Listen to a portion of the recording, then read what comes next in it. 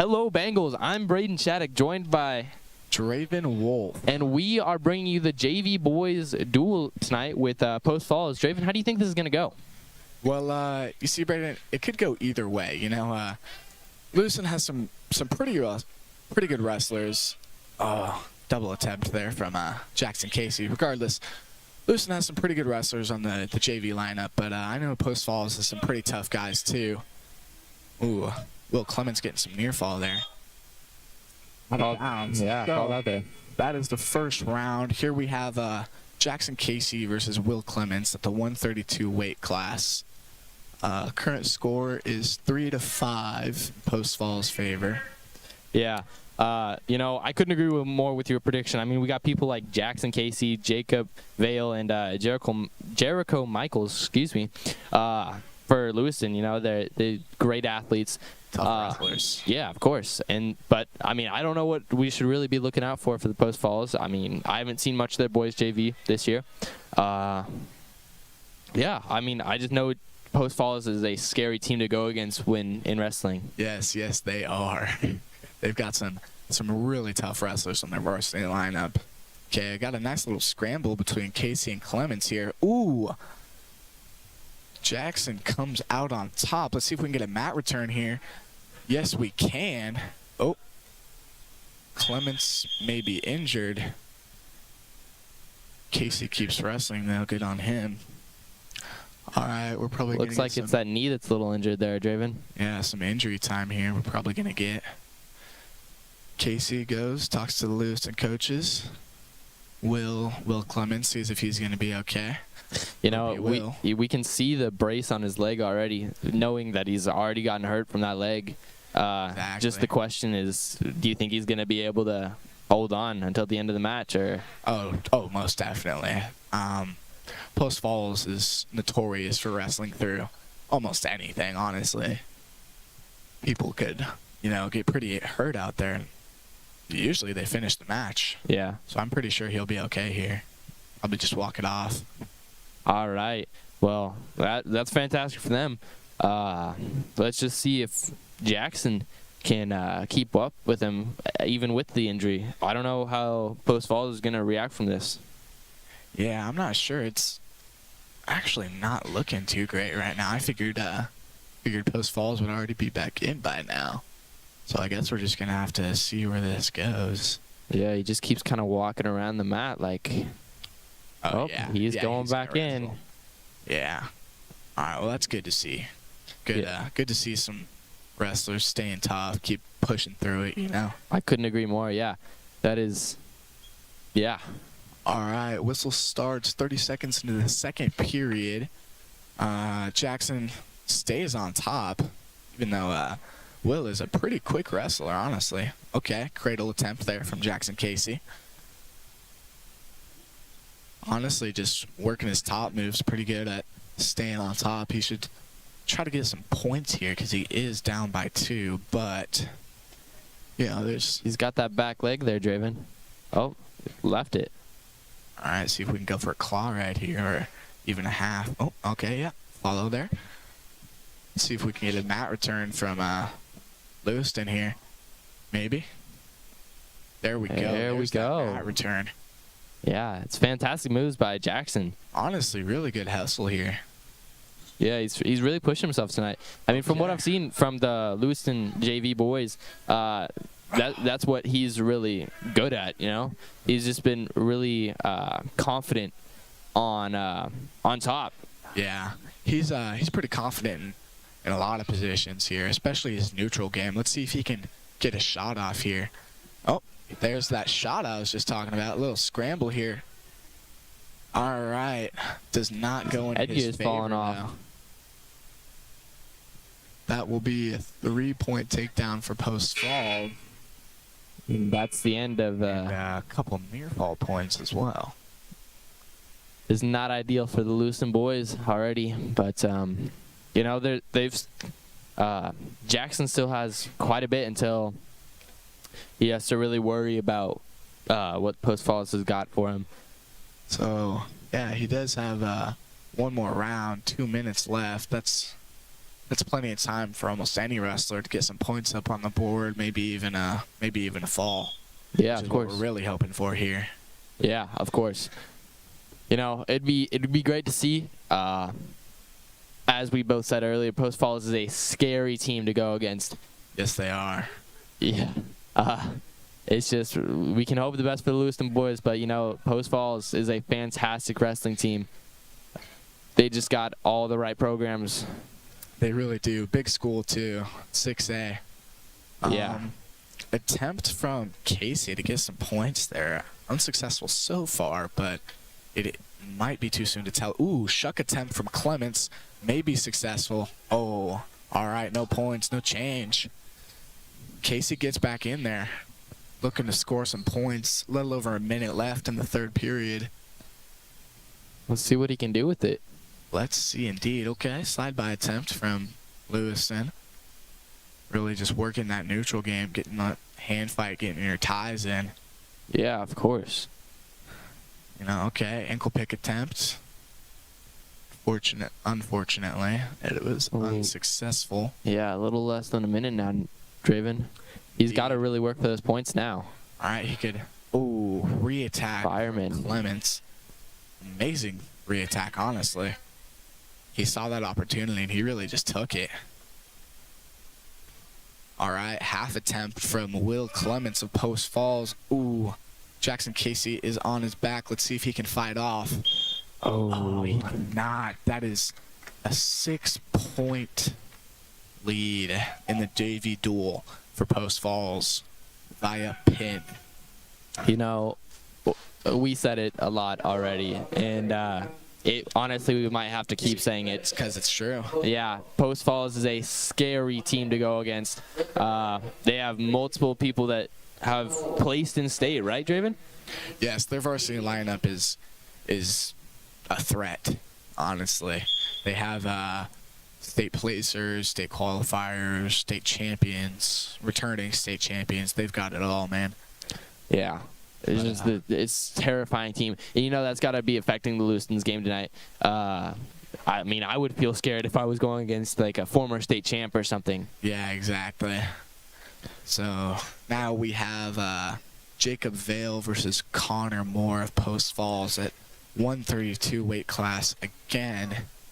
I know, being a Lewiston wrestler myself, I know that Jacob Vale has a very, very nice hand fight and a high C as we're going for right there, maybe a single leg. It looks like he's kind of targeting that injured leg that Connor has. It could be. I mean, a lot of wrestlers, sometimes they just wear the pad just to prevent injury or whatever the case may be. You never really know. But in that last match, we could tell that guy was already injured. Yeah. So, Will we'll have to Clemens, see. yeah. But, Jacob Vale comes out with a 3-point takedown. Very good. Let's see. I know he likes to get some boots in there, too. Let's see if he can do that. Attempt right there. Yeah. Jacob Vale, he's just a fantastic athlete. Yep, look at there. He's a monster. He's a monster. Yeah, pretty decent mat return there for Jacob Vale. Staying on top, not letting Post Falls get any points there. No free points. Yeah, just not letting him really catch his breath at all. This so far. Yes, it is looking pretty good so far for Jacob Vale. Trying to run that half, I believe. See if he can pull it off. Yeah. The thing with... Oh, and that is the end of the first period. That is the first period. Let's see whose choice it is. Post Falls choice. So, it's going to defer. Just for the first period, how do you think things went for Jacob Vale there? Good. And as you can see just there, Jacob Vale chose neutral because he knows that's what he's pretty good in, as I said earlier. So that first round definitely went in his favor. He definitely, I think, could have picked up some near fall or some extra points in the first round. But honestly, you can't complain about a 3-0 lead. Yeah, of course. Any lead is a good lead. Yes, it is. So we're going to see if Jacob Vale can hit some more shots off like he did in that first round. Yeah. After all, he did choose neutral, so we're gonna see those shots. Ooh, fireman's attempt. We're gonna go back in there with that overhook. He's trying. Yeah, big thing here is just really to not give up. Like, if you're in that snap down position like Jacob is, you just keep wrestling, man. You chase a leg. See, I fully believe he shouldn't have got scored on there. You know, if he just kept moving. Yeah. You know, sometimes it's just hard to keep up with the opponent, especially as they're on top, you know. I mean, in my opinion, it is a little harder to get out from the bottom. I'm not sure. I mean, you're the current wrestler. Yeah, it can be pretty hard to get out there, but you know, most of the time, don't get me wrong, it can go the wrong way, but most of the time it just comes out to not giving up, just keep moving. So, honestly, you know, that could have gone better, but it's okay. You know, Jacob Vale, he's a pretty tough wrestler, as I know, so he should be able to get out by the end of this period. Yeah. Yeah. He's super athletic, you know. I don't have any classes with him, but last year I think I had him in one of my classes where, yeah, he's just super athletic. He's a great person. There's not much more I can say about him, honestly. I didn't know him too well, but like, he's just a monster of an athlete. He's got all of his endurance, you know. He's just crazy good. Yes, endurance indeed. The second round ends not exactly in his favor. Yeah, the rules kind of flip-flopped there, didn't they? Post Falls chooses down as far as we can see. It is the third round. Score is 3-3. We're tied here. Let's see if Post Falls can escape or if Jacob Vale from Lewiston will keep him down. Yeah, this is a close, low-scoring match. And, like, I don't know if we really see that much now. It's, like, especially with Post Falls. Post Falls is more of a high-scoring team. And just the fact that Jacob Vale has been able to keep him down shows a lot about him, you know? His unwillingness to give up. Keep him down for the most part, yeah. But, you know, sometimes the opponent just is quicker. They've got you beat. You know, match is never over, though, until that last buzzer rings. So we're going to see if Jacob Vale can keep wrestling here. Yeah, of course. We're going to hope he can put up some extra points for Lewiston. Yeah, you know, that's what we always hope. Just sometimes it doesn't happen. It doesn't work out in our favor, you know? No, not always, but we will see. We're down by 1 point with a minute left on the clock. That should be plenty of time for Jacob to work his pretty good, low single right there from Jacob Vale. All right, we're going to get into a little bit of submarine position here. Circle around, maybe get the three-point takedown, maybe trip that leg or elevate. Ooh, chase that. Good takedown. Fantastic takedown. Beautiful execution. Here we have 40 seconds left on the clock. Lewiston up by 2. They didn't seem to stop the time, but they just did. Regardless, very good, very, very, very, very good execution from Jacob Vale. Turned that low single into a little bit of a scramble, and then an outside single, and he finished that. Oh, caution for Lewiston. Getting on top too early. It's okay. Yeah, you know, great wrestling by Jacob. He's just gotta watch what he does sometimes, you know. And with 35 seconds left on the clock for this period, you know, I think he's gonna come out up, you know. Yes, indeed. Let's see if he can get that mat return. Hoping he can. Yes, he can with that back trip. A little bit of a claw ride there. Maybe a cradle attempt? No. Gonna see if he can get another return here. He's gonna try to. Yeah, loss of control. That'll be one for Post Falls. Yeah. Shot attempt from Mr. Moore. That is the end of the third period. Lewiston comes out on top. That's a good second match for Lewiston. Yeah, great match by Jacob Vale there. He had a fantastic few rounds. Periods, excuse me. You know, he really just found a way to counteract what the Post Falls had to throw at him there. Yes. And now we have moved up a weight class at 138.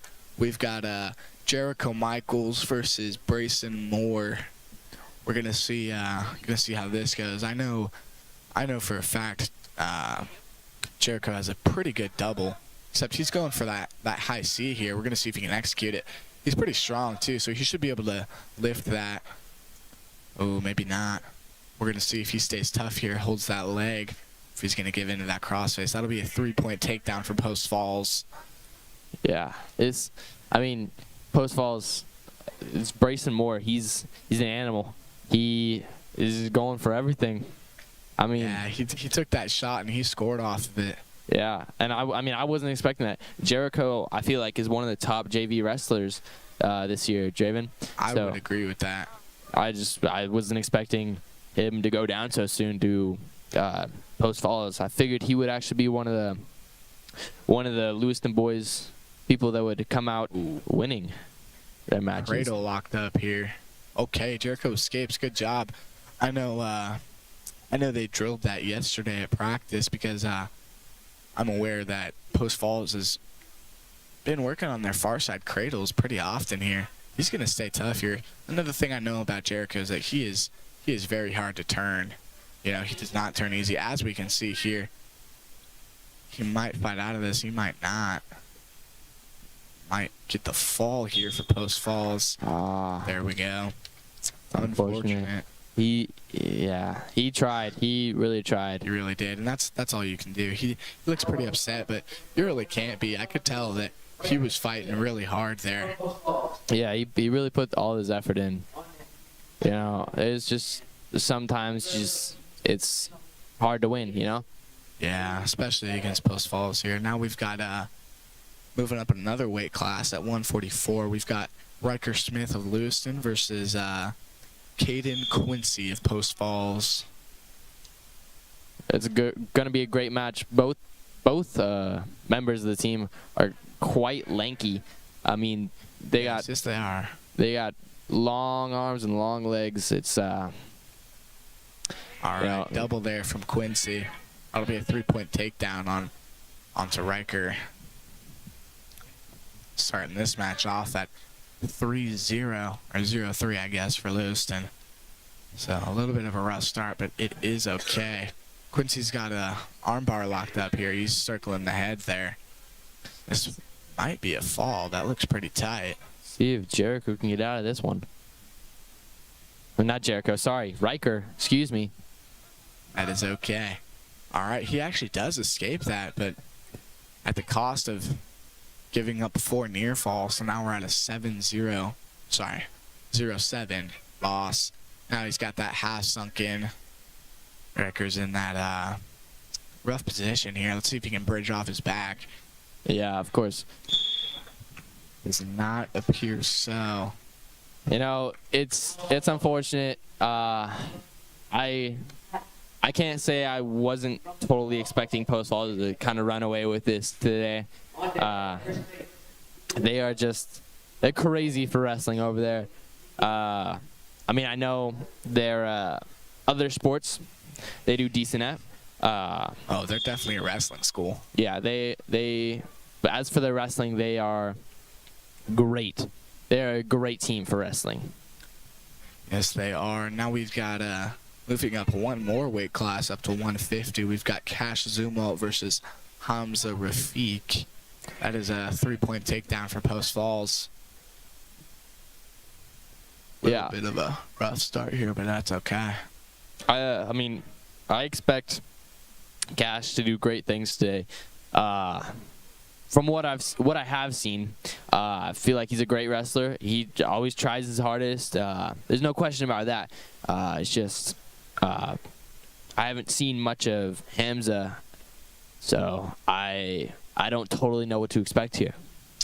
No, not me either. But I know Cash is typically pretty sturdy on bottom. As you could see, he almost got turned his back there, but he rolled through, and now he's staying up in his base. I do believe that most wrestlers might be broken down already. Yeah, but he's really just staying up. Yeah, he's just super resilient. You know, when times just don't go his way, he's just he like works to fix it, you know? Yeah, he's really good about. Oh, there we go, another roll through. He's pretty good about getting back up into his base, and we're gonna see a quad pod here, maybe. Iowa ride from Post Falls. They were hooking that leg. Yeah, we just gotta. I mean, I don't know about you, but Hamza is dominating this match. He has not let Cash catch a breath. That's okay. Cash is gonna work up to his quad pod again. No success yet, but it is okay. We're gonna see if he can roll out here. Yep, no near fall yet. Good on Cash. Extremely good on Cash. Yeah. As you said, he's fantastic on bottom. He's just been able to keep sturdy and stay resilient. He's always pushed himself to his limit. Yeah, and Rafiq is just not letting him really get his own points, you know? Yeah, we're going to see, I believe it was Cash who chose neutral there. Oh, we're going to see a sprawl attempt, no success. Hamza's looking for that near fall there. You're going to break him down, keep breaking him down. Cash is going to keep getting back up, though. Yeah. I mean, he's just got a sturdy base. He's not going to let that happen too easily. He's going to make his opponents work for it if they want to get it. Cash is even going to escape that armbar attempt there. It looked like that was all out. Back into the middle. Yeah. Cash is down. We're going to see how this goes. You know, I think it works out pretty good, like almost in his favor. Because he starts on the down, he's just already got that sturdy base. He just has to worry about not getting any more points called to him, you know? Yeah, he's really got to work on escaping here. Ooh, gonna see if he can roll out here. Bridge out. He should be able to, but we are gonna have to see. You know, it's gonna be a tough match for him. We just gotta hope that he's able to really keep his base and not get teched, right? Incorrect. If anything, if it comes down to it, right? Obviously, you want to get teched over pinned. Yeah. Yes, you would. In terms of team points, you would prefer to get teched because that's only 5 team points as opposed to 6 for the tech or for the pin. Yeah, of course. It's so just if it has to come down to it, you prefer a tech. We're gonna prefer the tech here. Yeah. But obviously, what we really prefer is Cash comes out and pop and really just catches his opponent off guard and maybe gets the fall. Yeah, he's got to survive another 10 seconds now for the second period. Yes. So Cash has been really good about getting back up at his base. Yeah, he's really working hard. Even though Hamza, you know, he's really pushing him to his limits.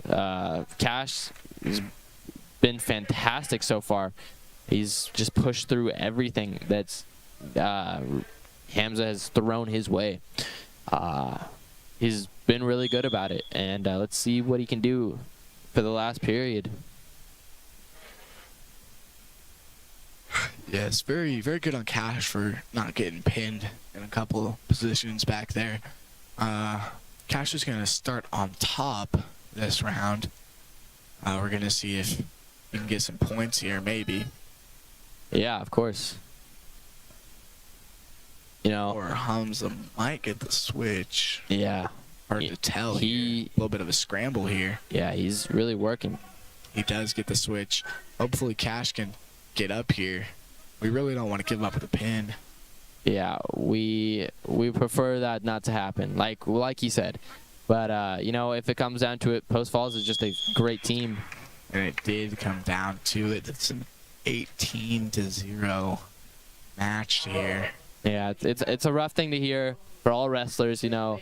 You never want to go 18-0, you know. You at least want to put some points up on the board, but yeah, in this case, it's better than a pin. Yeah, sometimes it just can't happen. Now, Yeah. as for this match, we are still at the 150 weight class. we've got Christopher Bates of Lewiston versus Luke Anello of Post Falls. How do you think this one is going to go, Draven? To be honest, I think this one might go in Post Falls' favor. Yeah? Yeah, fault. I was just about to say a fault here of Chris is I think he could possibly work on his bottom game a little bit more. Yeah. You know, I feel like everybody could do that, though. What do you know about Luke Anello? I'm not sure. He's just a great wrestler. He's pretty deep. He's pretty good for his weight class. You see, definitely walked away with a pretty quick pin there. Now we're gonna move up to 157. We've got Keaton Steele of Lewiston, Idaho versus Peyton Luntenizer of Post Falls. You know, how do you think this one's going to go, Draven? I mean, I know I ask you this just about every round, but I feel like it's required. You know, I'm honestly, I'm pretty confident in Keaton Steele's abilities here. I'm not Too worried? very informed about Peyton Luntenizer, but I'm pretty confident in Keaton Steele's abilities here. I know he's gotten pretty good with his underhooks, Keaton Steele. He's gotten pretty good with those, so he might be able to utilize those, maybe get off a high C or a knee pick, or who knows. See, there's that underhook I was talking about. Yeah. You know, I totally agree with you. Keaton, I mean, I never really, I mean, I know him, and he really talks about wrestling. He, go ahead. Had an arm attempt there from Keaton. That's not what we love to see. It's okay. He's gonna work up here. I know he's been working on that short sit too here, to a knee slide. There that is. We're gonna see if he can get out here. Sorry, I cut you off a little bit there. No, you're good. I mean, Keaton, he is new to the sport, right? This is his first year doing it? This is his first year. And all he really talks about so far has just been him and working on the skills that he's learned over the year that he's done it. So far, he seems to enjoy it quite a lot. You know, he likes doing all the duels and all the tournaments. He's just a great kid. And, I mean, from what I've heard, he's pretty good at wrestling, too. Oh, man, he really does love the sport. Like, even though it's his first year, he's falling in love with it. I don't blame him. I did, too. I was, Uh-oh. Sorry to cut you off there. Keaton just looks like his ankle there. Yeah. As far as I know, his ankle may be fractured. This has been an issue for a while. And you can also see the double knee sleeves to protect his knees there. They're pretty beat up as well. He is, in fact, one of our more messed up wrestlers, you know, a little bit injured. So it is impressive in itself that he wants to come out here and wrestle. That really just shows how much passion he has for this. Yeah, his determination, really, just to, like, push himself this far, you know? Yeah, good on him. Like, you get injured and, you know, You just want rough. to, yeah. You know, You don't really want to continue through it, you know? Yeah, for me, I might be out, and that's rough. So it's really good to see other people really just push through it. Yeah. So Keaton Steele does get pinned here, but after a pretty good fight, honestly.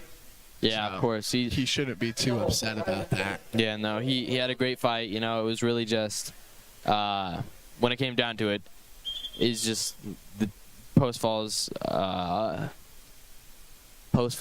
Peyton, you know, he was just on top of him the entire game, not letting him really breathe, and then Keaton kind of hurt his ankle there.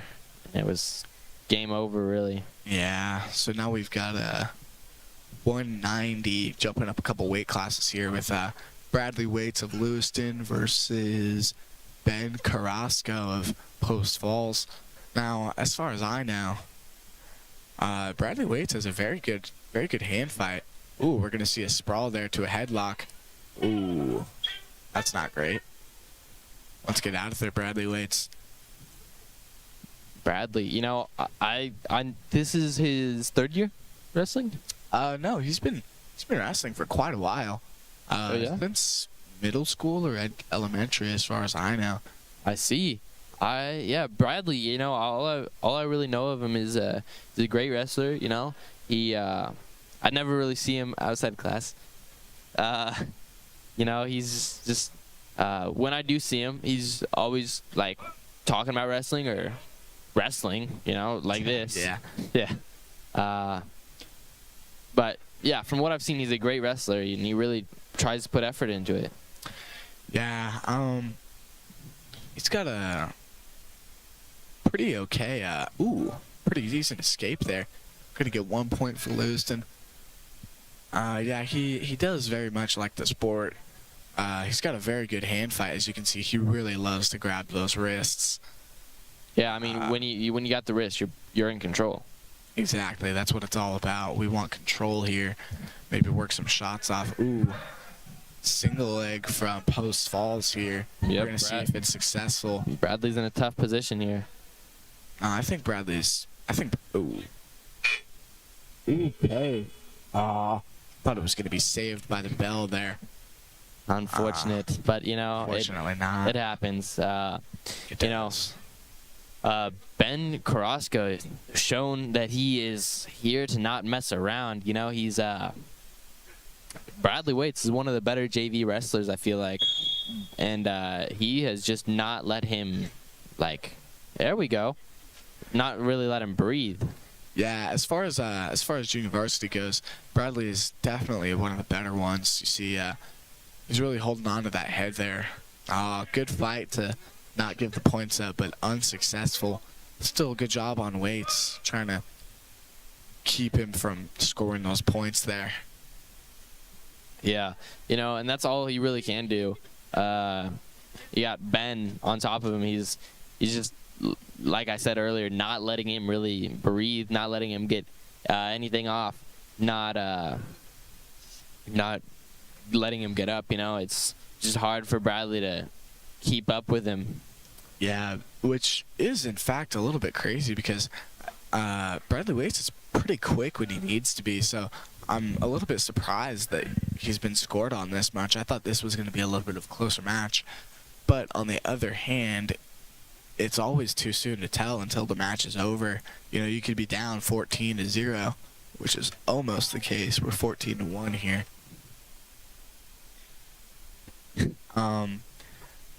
So yeah, we're gonna try to keep stay in the game here. See, that's what I'm talking about. He just keeps wrestling. You know, we're gonna stay moving here. It is now 14-2 with that 1 point escape, putting another point up on the board. Bradley pulling him up there. See that? He kind of went in for the shot. Ben did, I mean. Yeah, I definitely think Bradley could have utilized that, taking a re-attack opportunity. Ooh, shot attempt from Post Falls. We're going to get into a sprawl position here with Waits. Maybe he takes that front headlock. Oh, he should have. It's okay, though. That is the end of the second period. We're gonna be 2-14 here. Yeah. Post Falls is in the lead. Yeah, you know, it's Post Falls, great wrestling team. We've said that a bunch already, and we're gonna have to keep saying it. You know, they're monsters over at Post Falls for wrestling. Lewiston struggling to keep up with them today. I mean, Bradley, he's really trying, and he is down 14-2. You know, I mean, he's really fighting him, and as far as we can see, he's kind of getting exhausted there on top. Even being exhausted, you know, he's still working here. He hasn't quite given up yet. Definitely saw a re-attack opportunity there, but he did not take it. So, good shot there from Post Falls. We're going to maybe scramble a little bit, maybe not give up that takedown. That is a technical fall for Post Falls with that 3-point takedown. pretty unfortunate, but that's just how it goes sometimes. You know, I am aware that Ben Carrasco is a pretty good wrestler, honestly. So, unfortunately, that one doesn't surprise me too much, but still a really good fight from Bradley Waits. Yeah, of course,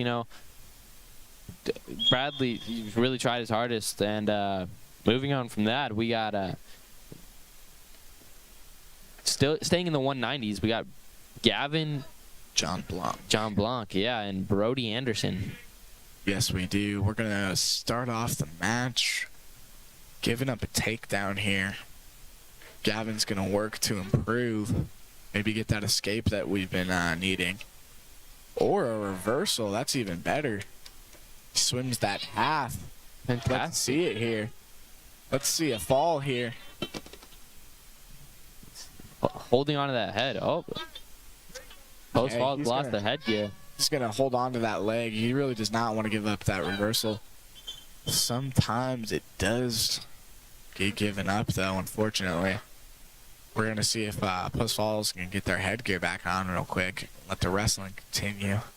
Yeah, I don't know much about Gavin, but, I mean, last year, I thought he tried pretty hard during practices. It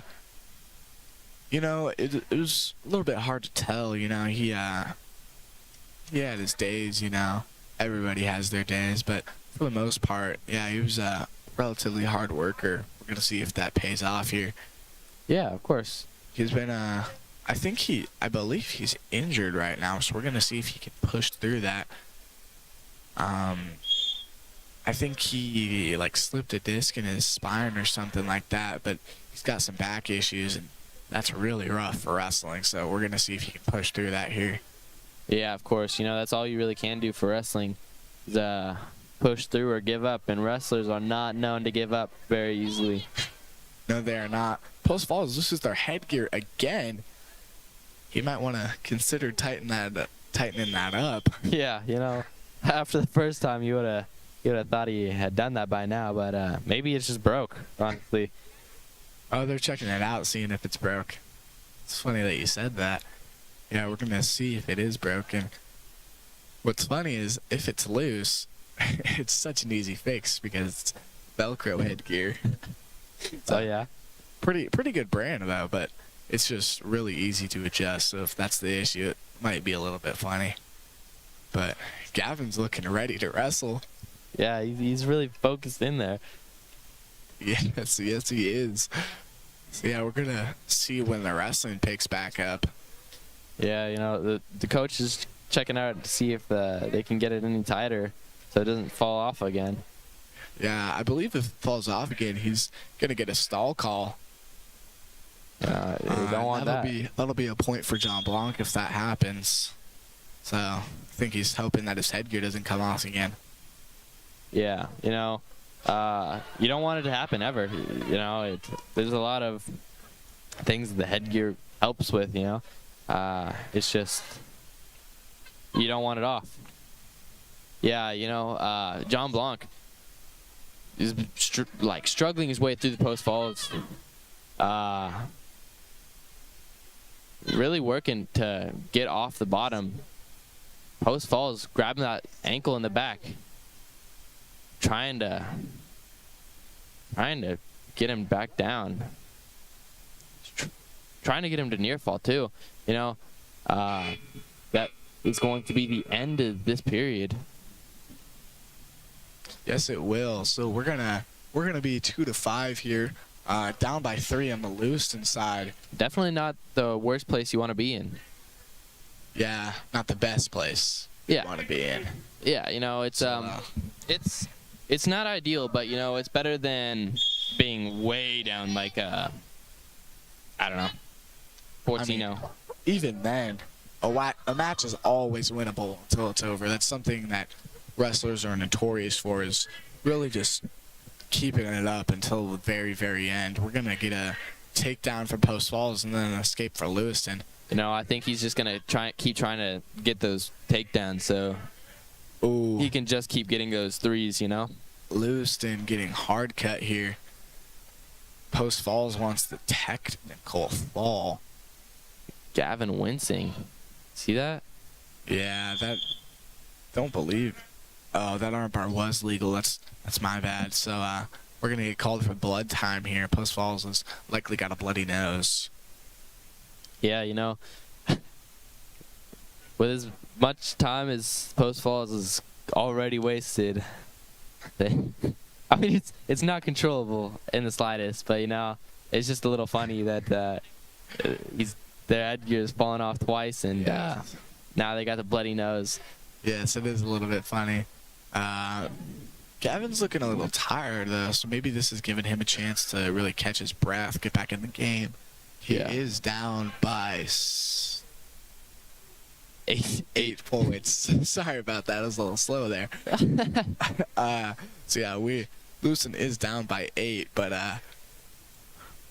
we're gonna see if we can pull through. Post Falls is gonna pick the optional start hard cutter. Gavin's sitting there. Yeah, you know, Gavin's really been trying today, and we see that effort. Even though he is injured, you know, he hasn't just stopped trying.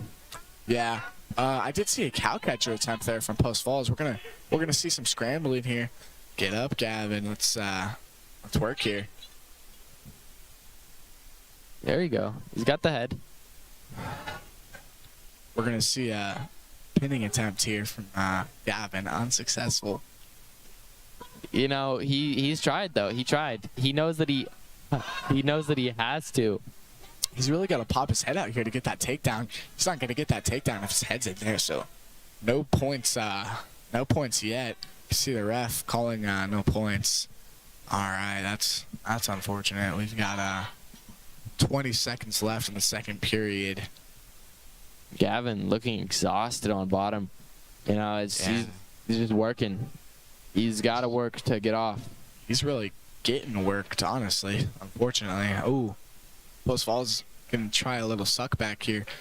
Unsuccessful. Yeah, you know, great work by Gavin not allowing the pin.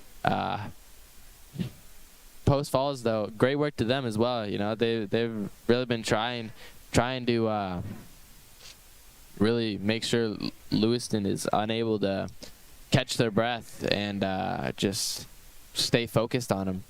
Yeah, really pushing the pace, as we like to call it. He's really just getting in there, working his ties, Post Falls is, and working their shots. And this might just be a little bit of a blowout. Both wrestlers are looking pretty exhausted, though. So this might be Gavin's time to really pressure the Post Falls. Yeah, we're gonna see if maybe he could get an escape and a throw, maybe. Yeah, I mean, that's all we can really hope for now. That's the best case scenario, would be a throw. Yeah, of course. Little feet to back move, but gotta get out here first. So we're gonna see if that can happen. Post Falls is pretty good at staying up, though. Ooh, really cranking that shoulder on Gavin here. See if he can stay positioned well. Yeah, we're going to see if he can stay on his belly or if he'll go to his back. Hoping he stays on his belly. Yeah. All right, and he is going to stay on his belly. Good work here for Gavin. He is exhausted. Oh, yes, he is. Both of them really exhausted. You know, we can see Post Falls, Brody Anderson. Oh, there's that throw attempt. Yeah. Gavin. Oh. Post Falls is just giving up. Gavin is going to get the fall here with the head and arm. He is going crazy. Good on him. That'll be a pin for Lewiston. Post Falls is not happy.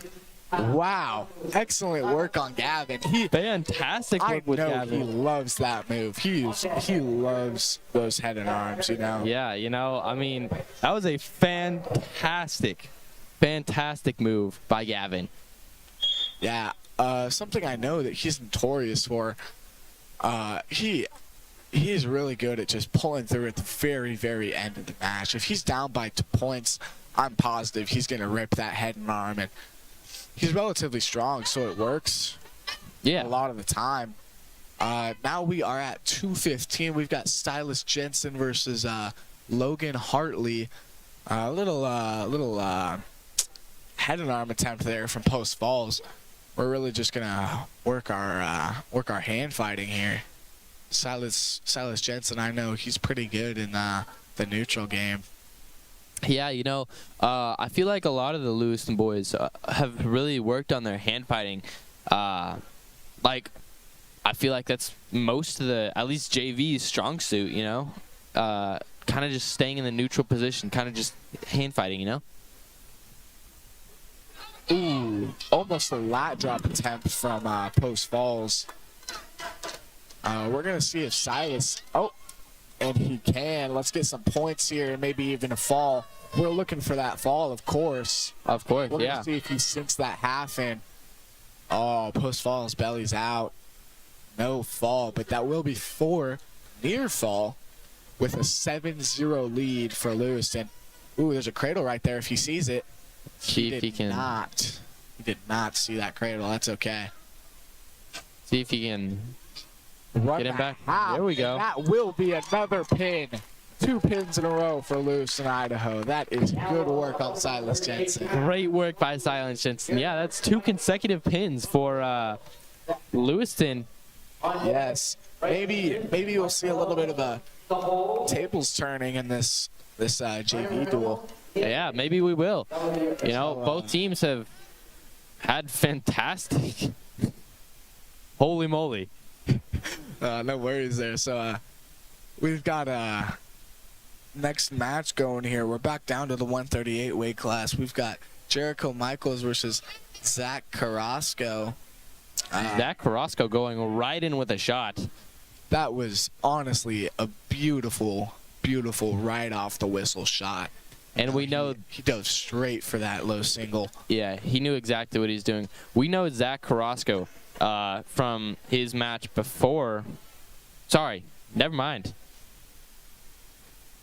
That My bad. was his brother, but both of the Carrascos are pretty good. His brother Ben Carrasco earlier beat Bradley Waits, which was a pretty good match. Yeah, you know, the Carrascos, they've really worked, you know. We can see kind of his brother's style, I guess you should call it, in Zach Carrasco, you know. Yes. I mean, I feel like Zach Carrasco even more so has a more aggressive kind. That pace, yeah, I was just about to say that. These Carrascos are really good about, you know, just hustling. Very well conditioned, by the way. They're really good at just moving, you know. Yeah, of course. They really just don't stop. They really just hammer, hammer, hammer, you know. We're going to have Carrasco stay up on top here of Jericho. We're going to see if that'll change anytime soon. Pretty good crossface from Post Falls. We're going to see if that works in their favor. Hunt for a far side cradle. Unsuccessful. Yeah, you know, Jericho really been working on. He's just like he's trying. Struggling while he's trying, but he's trying. It's about all he can do. You know, he's got Zach Carrasco on his back, and as we said, the Carrasco brothers, they're hard workers. You know, they will. That is the end of the first period. But those Carrascos, you know, they will work their tails off. Yeah, as far as I can tell, you know, obviously I've never seen their program, but I can see that the Carrascos are very hard workers, you know. They've definitely earned how they're working here. But something I know about Jericho is that he does not give up. I was saying this earlier in his match from before. You know, he does not give up until the match is over. Yeah, of course. That's something we absolutely need to see more of on the Lewiston junior varsity team. Yeah, you know, it's a fantastic mindset to have, not giving up until it is over, even when it does seem like you might lose. Exactly. But like you said before, you never know until the match is truly over. I could not agree with that more. We're going to see a pretty good shot here from Jericho. See if he can score off that. Maybe double off. That'd be a pretty good idea here. Not anymore. Do not double off anymore. We can hear the coaches from the side. You know, Yes, we can. They're going crazy for this match. Yeah, it's you really know, good. Just supporting your wrestler out there. Yeah, they don't want to see Jericho go down to this one. Yeah, no, they do not. So yeah, he's just gonna keep working here. His headgear has fallen off. Gonna see if he's allowed to fix that or not. Probably not, because he's in the losing position. Ooh, that's a very good cradle from Carrasco. That I believe Jericho will be able to stay his ground, you know, his positioning. As I said, you know, Jericho, tough fighter, man. I'm honestly surprised that he was able to fight out of that. Like, honestly, a lot of our junior varsity wrestlers would have given that up, honestly. Like, I hate to say it, but, you know, something I think they could just work a little bit harder on is just really fixing that mentality of it's not over until it is. Yeah. You know? It's like I said earlier, it is a great mentality to have. You know, Jericho now getting time to fix his headgear strapped around his neck. Yeah. Bet he was having a little bit of trouble breathing there, maybe. We're going to see the headgear get stuck for a second there, but it does end up getting fixed.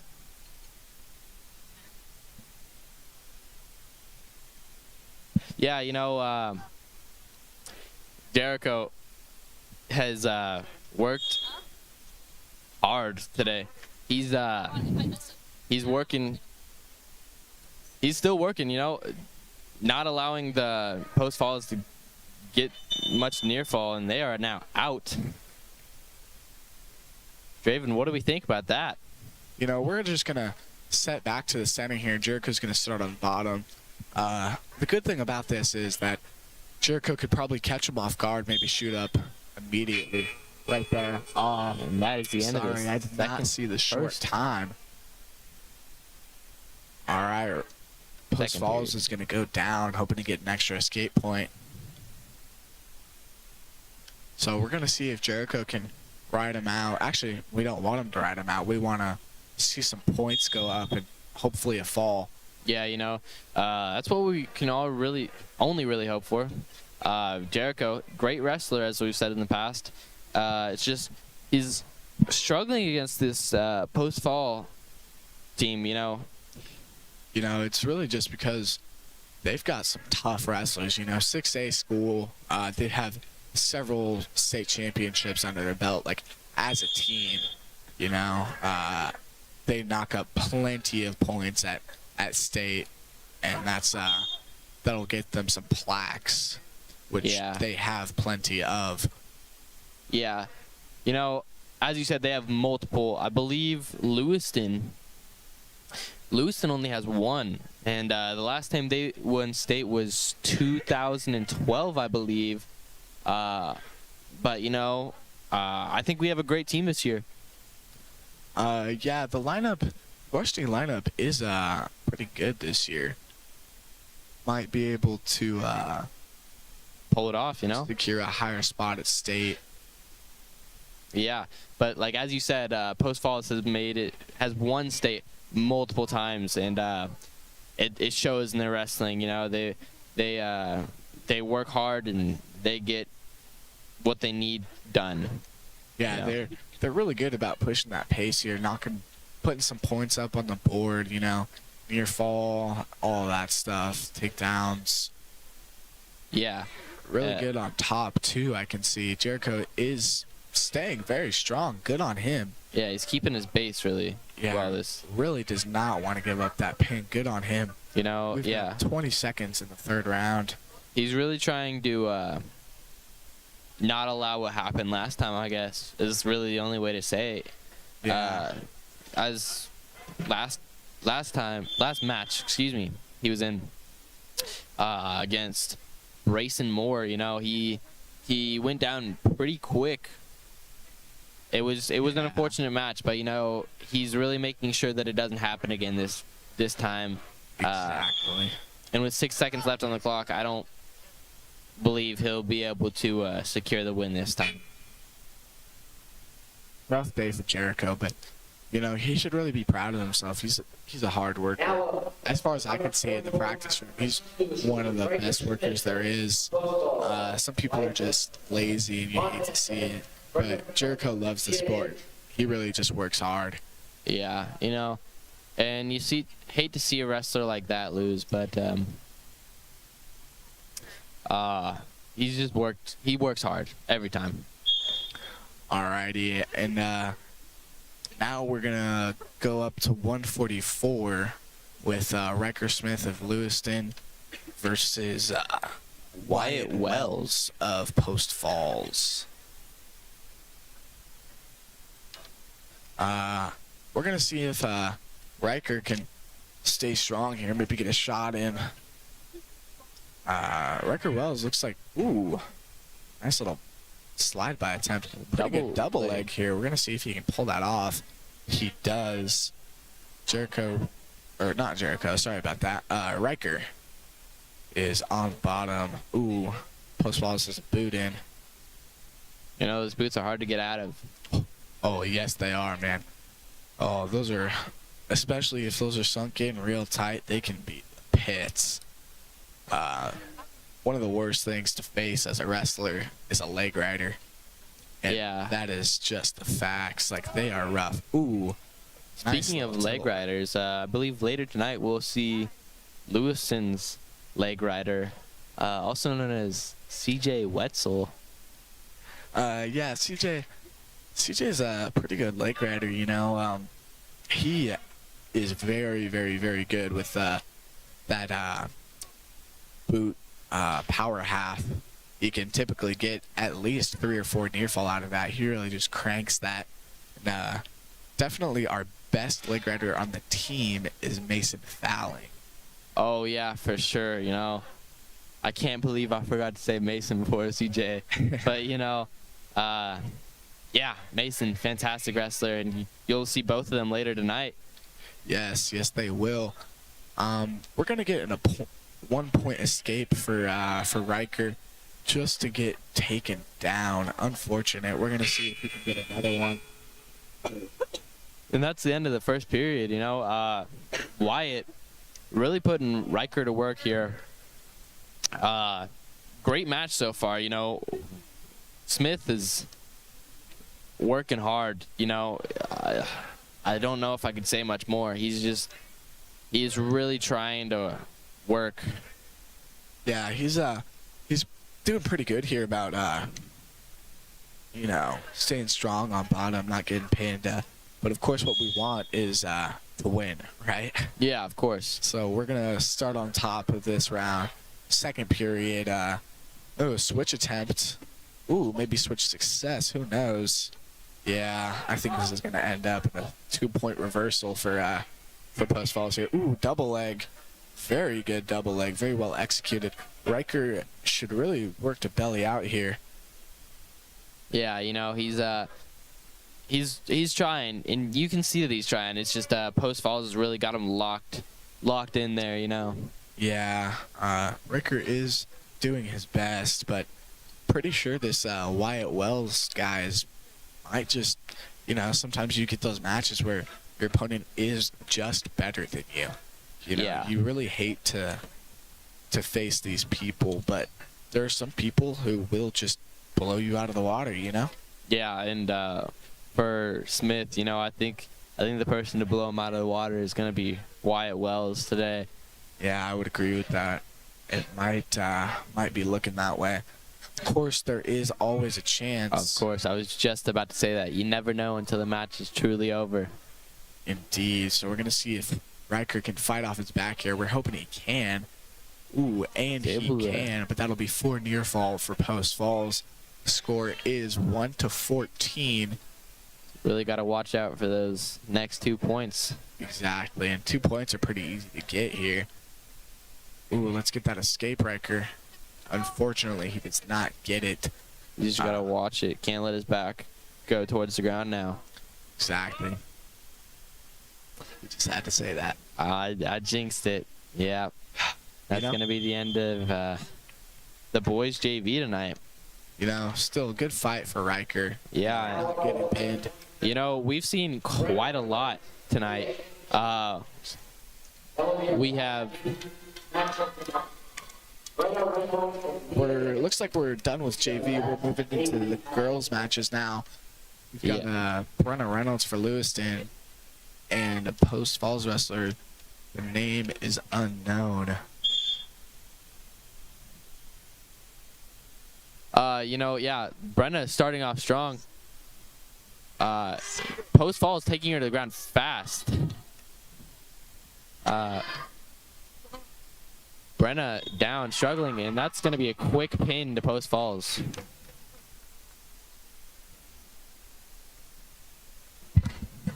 Yeah, unfortunately, we're not going to be able to name any of the Post Falls women because we are unaware of what their names are, but we can name off the Lewiston wrestlers for you. Unfortunately, Brenna's going to get pinned pretty quick here. Did her best, though, so. Yeah, you know, you can't complain with the best you do. She tried. And with that, we have 5 minutes until the next match. We are going to take this time to try and figure out the rest of the girls' lineup, I guess. Thank you for watching, and we'll be right back. Thank you.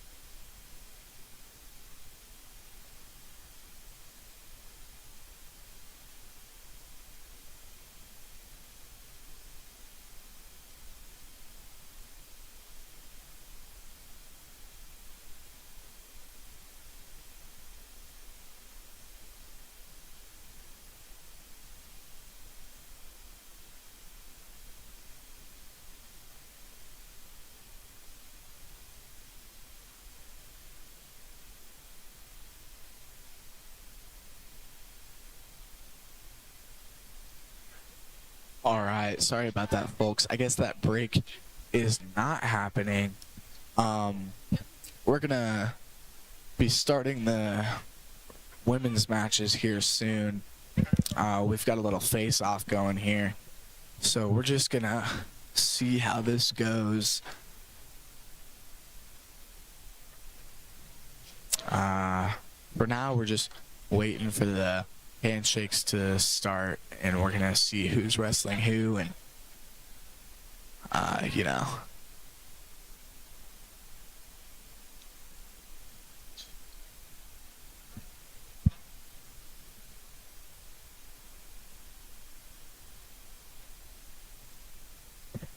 Did he leave?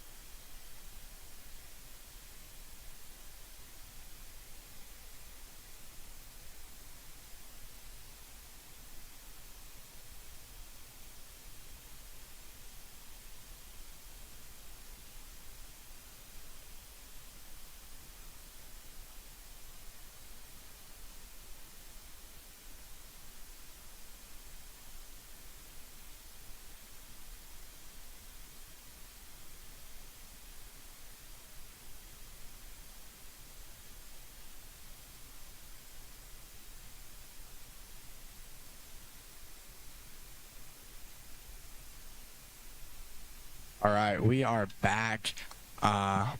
Women's wrestling is starting. We're starting off with Hayden Randall of Lewiston versus Veda Hutchinson of Post Falls. Waiting for Post Falls to get out on the mat. How do you think this game is gonna go? Honestly, I think the Lewiston girls have a pretty good chance of winning this duel. Their new coach, he's been working them pretty hard as far as I know, and it's been showing. Like the girls have just been wrestling pretty well recently. They caught a couple titles, I think, this year, which is really good for the Bengals. And I also believe that Hayden Randall can definitely win this match. So apologies, what was your name again? Draven Wolf. And I'm Nicholas Bjork. We're your announcers tonight, especially Draven right here. All right, my bad. I guess we're going to start off with a forfeit. I was not paying enough attention. So now we're going to start off our first match with Hayden Randall versus Veda Hutchinson. See how it goes. Yes. Ooh, very, very rough out the gate for Veda Hutchinson here. Pretty good hand fight we're seeing here. Really pushing on the head. Ooh, single leg attempt. Trying to get her legs. Doubling attempt already. Okay, nice single leg there. Doubling off. We're gonna get 3 points for Post Falls. I do believe Hayden should be able to get out here. As far as I know, she's got a pretty decent bottom game. Ooh, Post Falls does have an arm bar locked up. We're gonna run it over. Hopefully not give up that pin. Gonna give up maybe a couple near fall here. Maybe not. Post Falls has got those boots in that we really just do not like to see. Those are really hard to deal with. Yeah, there's those near fall finally. That's 2 near falls. So we're gonna start this period off 0 to 5.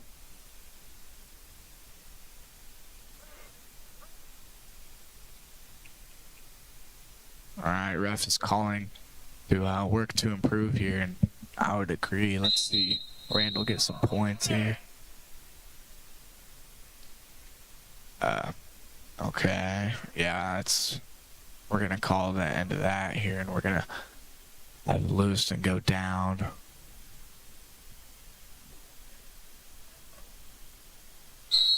All right, they are set, and right off that whistle, Lewiston really just tries to pop up. Unsuccessful though. Another armbar locked up. Thinking this Post Falls gal is really liking these armbars. That will be a pin for Post Falls. A little bit of a rough start, but it's okay. We're gonna start the team points off 0 to 6. Now we have Nevaeh Guest of Lewiston against Emma Younger of Post Falls here.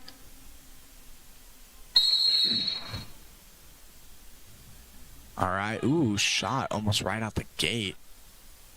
Post Falls is gonna really use that. Jack Nevaeh up. Ooh, maybe a little bit of a front headlock position. Yeah. Ooh. This might be 3 here for Post Falls. Might not too.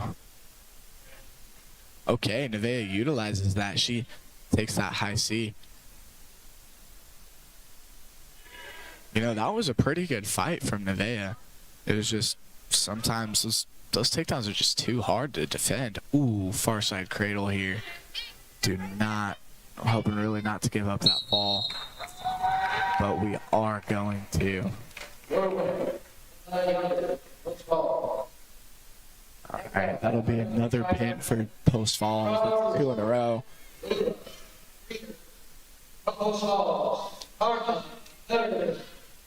Now we're heading into our third match of the women's matches tonight. we're going to be looking at Leela Ryder of Lewiston to face. Sorry, just a moment. Karina Nutter is it's Post Falls gal here. Ooh, nice little slide by there almost. Might be looking for the ball already. Hoping Leela Ryder here can get off of her back, and she can. Gives up 3 near fall, but that's better than a pin.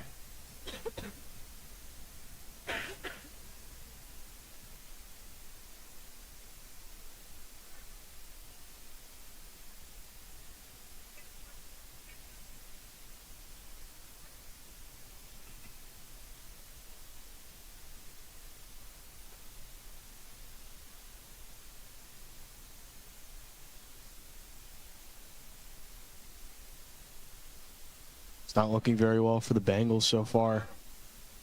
No, not exactly. Leela is trying to get that reversal, though, trying to throw this Post Falls girl over. Ooh, she might lock up a cradle here. That's not looking great. Yep, there's that cradle. You know, I was talking about this in the JV boys matches. Post Falls loves their cradles.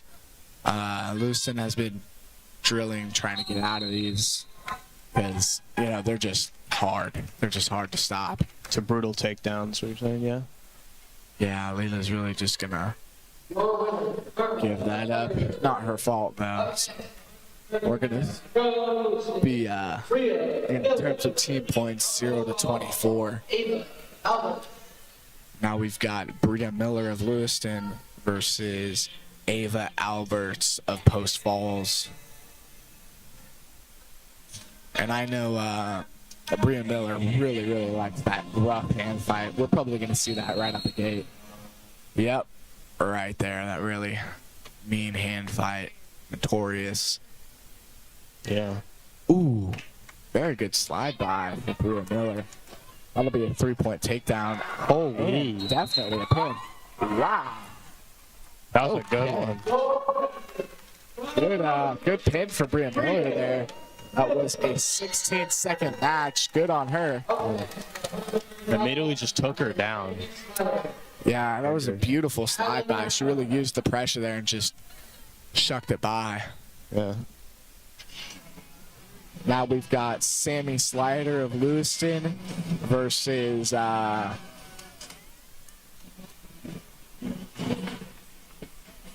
Callie Brown, I believe. Callie. I think that says Callie Brown. Yeah. Yeah, Our Sam Slider's a really good player. Yeah, Sammy Slider, sister of Jolie Slider, the legend. We've got she's a pretty good wrestler here. She is going to give up a takedown, but I'm pretty confident that she'll be able to get out here. You know, she's going to take that short sit, maybe knee slide. All right, we're going to go back down to the belly. That's okay. Post Falls does have an arm bar tied up here. Gonna try to run it over. Hopefully Sammy can stay tough here. Really don't want to give up more points. Sammy is staying tough. Oh, that might not be great.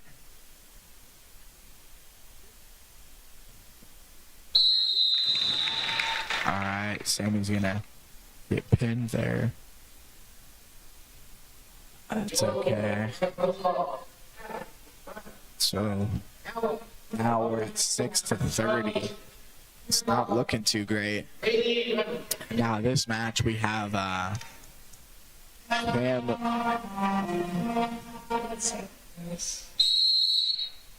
Sorry. We're not really sure who Cameron Lockhart is wrestling here.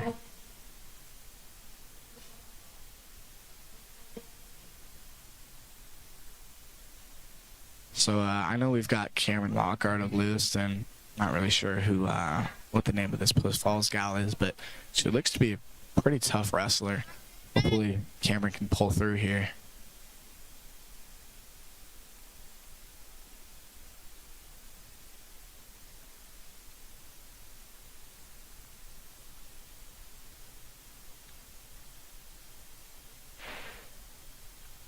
Really seeing a pretty rough hand fight from both of these girls.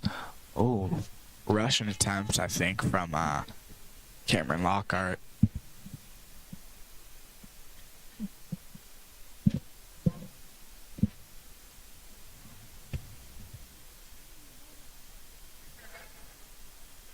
Look at that. Yeah, a little re-attack there from Cameron. Not giving up here. Oh, maybe. No takedown yet. No points. Ooh, Cameron's going to get that takedown. Good on Cameron. Looking for maybe a butcher, honestly. She's got that cross face where she's trying to. All right, we're going to see a power half attempt here. A little bit. Ooh, another pretty nice crossface. Cameron really likes those.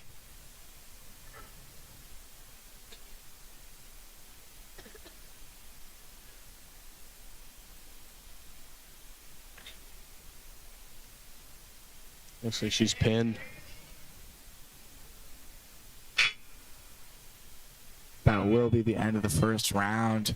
Really good start for Cameron Lockhart here. Really just took advantage of what she had, and now we're starting off with a 3-0 lead for Lewiston in this match. I believe Cameron deferred. And now we've got Post Falls on top. Gonna see if Cameron can get out here. I'm sure she can. And just like that, I think she's out. And she is. That'll be 1 point for Cameron.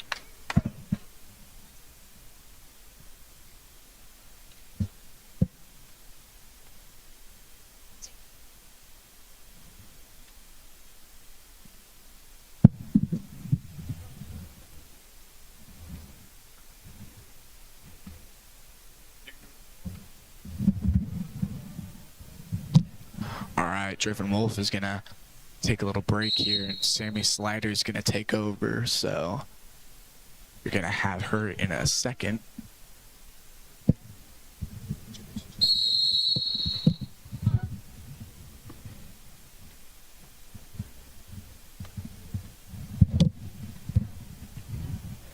Alright, I'm Sammy Slider doing the rest of the commentating for tonight. We just came back inbounds, and it's like Cameron Lockhart is in on a shot. Both girls are in a scramble. Either one could score here.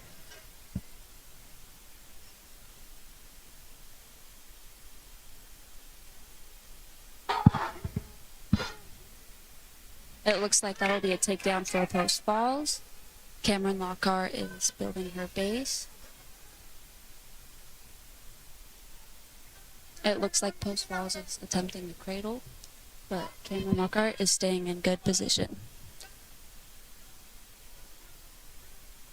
Cameron Lockhart just needs to peel the fans, and there's an escape for Cameron. That'll make the score 5-3.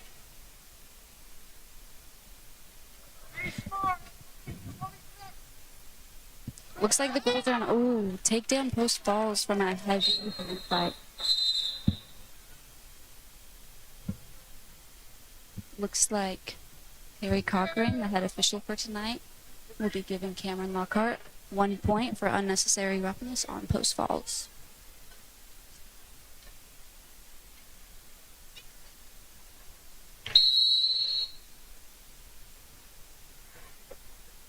Cameron Lockhart has secured the leg and is looking to get an escape.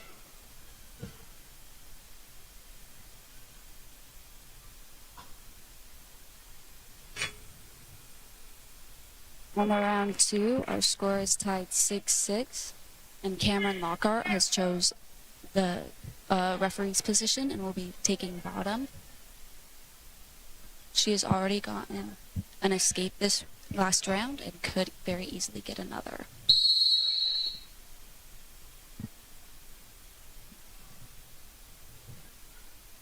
She's building to her feet, getting herself in good position. All she has to do is break the hands, and she will get 1 point. Good wrestling by Post Falls wrestler, able to take Cameron Lockhart down, and we will go out of bounds and we'll turn to the center.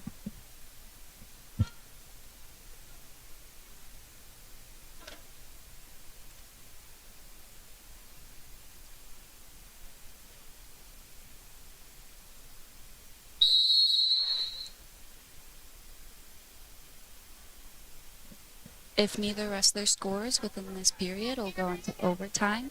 First overtime is sudden death, with first point scored winning the match.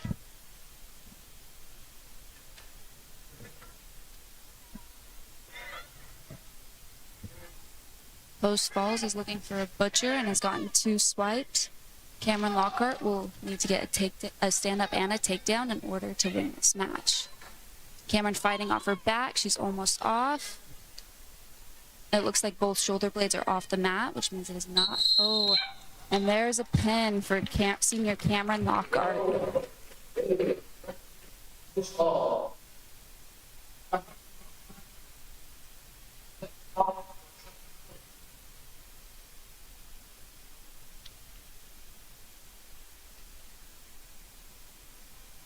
Here we have sophomore Elena Dalton taking a forfeit for 145, scoring 6 points for the Lewiston girls team. And Lewiston will forfeit the 155-pound match.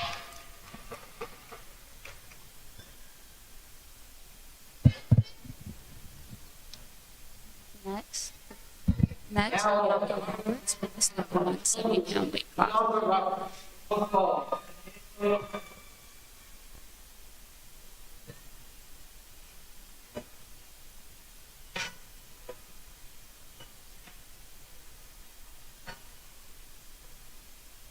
This is Bianca's second competition back from injury. She had injured her knee earlier this season, but has been looking good at everything she's wrestled at so far.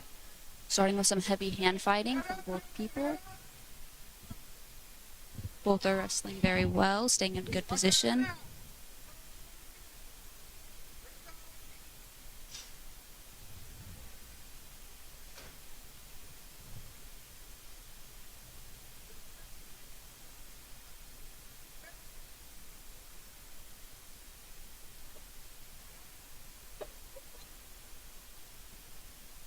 It looks like Post Falls has a slight technical advantage with having Bianca Roberts' head facing down, but Bianca is still wrestling well. They're on the outskirts of the mat looking to stay in. It looks like Post Falls' feet are still in.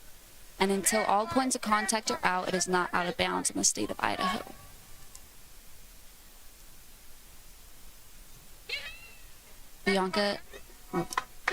Bianca has just gotten out of the front head draw position and is looking very aggressive. She's fighting very well.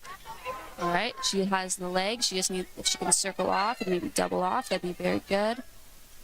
Either girl could score here. They're in a scramble right now. And official Terry Cochrane has just awarded 3 for Post Falls. And that will, after 2 more forfeits for Post Falls, that will conclude the Lewiston girls varsity duel, and we'll move on to the boys varsity duel. Now, Post Falls.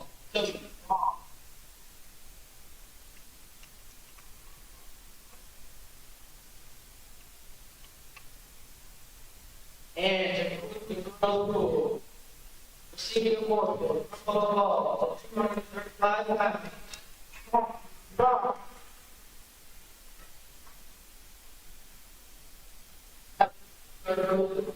Alright, and the girls varsity duel ends with a score of 60-12, with Post Falls taking the win for tonight.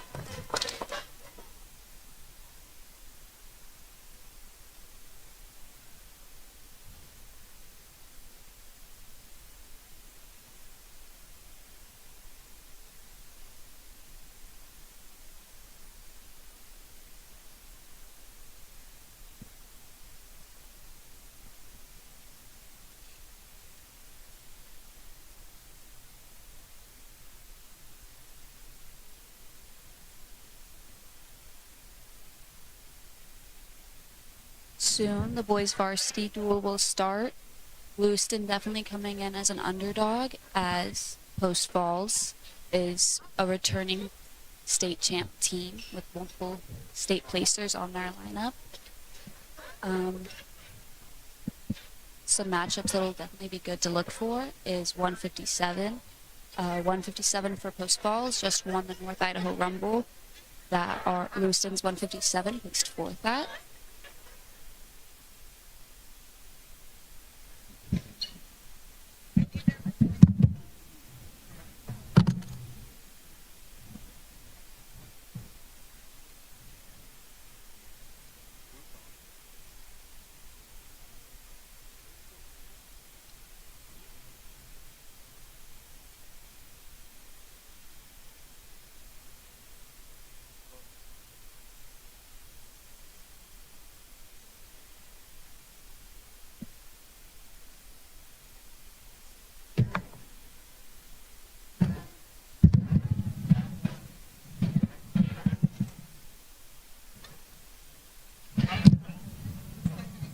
How do you think the next games are going to go, Sam? This will definitely be a very good matchup for Lewiston and Post Falls. Post Falls just took their first dual loss to Coeur d'Alene in over a decade by one match, so that'll definitely be in their head during this duel. After being such a dominant team last year, this year our team has really improved as we got later in the season. Standouts on our team would definitely be Parker, as he's ranked number 2 for 5A right now at heavyweight. Mason Fowling, who has placed at basically every major big tournament in the state of Idaho, and I believe is currently ranked 2 or 3. At the new weight class of 144, Cohen Roberts could also compete very well. I'm not sure if he's made the rankings yet. I think what a lot of this will come down to is the lighter weights, as we have a lot of first-year wrestlers in those lighter weights, and Post Falls has a more rounded team.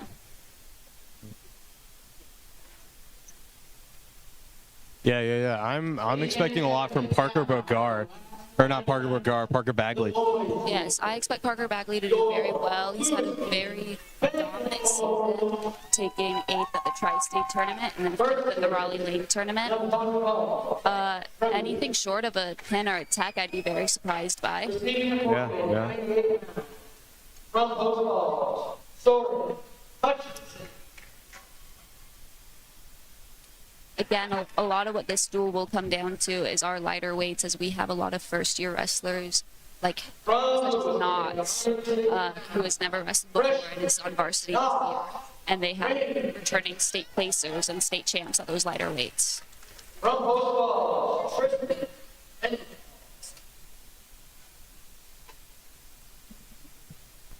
and from Jimmy. I expect Jimmy to have a pretty dominant win as well, as the varsity Post Falls kid is hurt right now. And Jimmy's just had a phenomenal season overall. He's done very well at every tournament, just coming very close to placing or making it to day 2 and beating some very tough kids.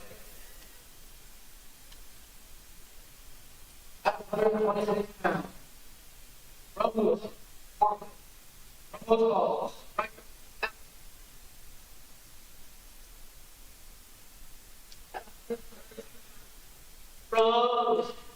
right, John. From Post Falls, Matt Henry.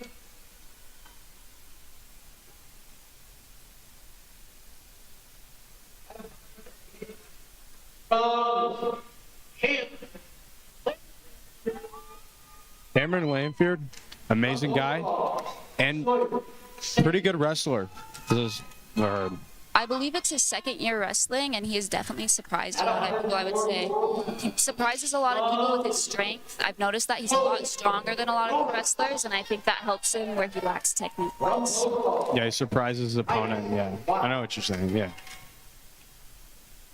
He's had, I think his biggest flaw would probably be his casting. He's had some pretty close matches that could have been a lot more dominant had it been a first or second round finish. From Post Falls, Judah.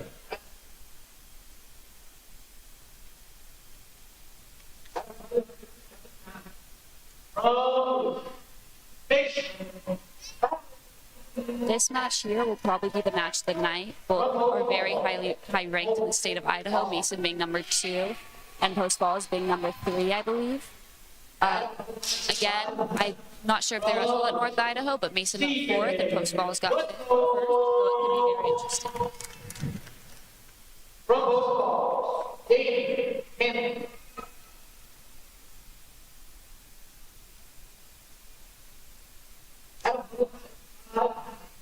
From Tracy B. From Post Falls, Cody Warren.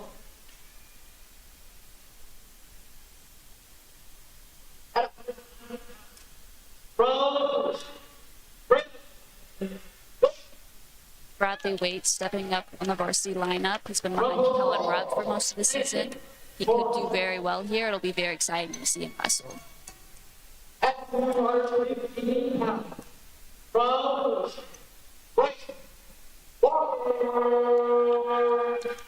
Bryson Walker could also have a very entertaining match. He's historically done judo and jiu-jitsu.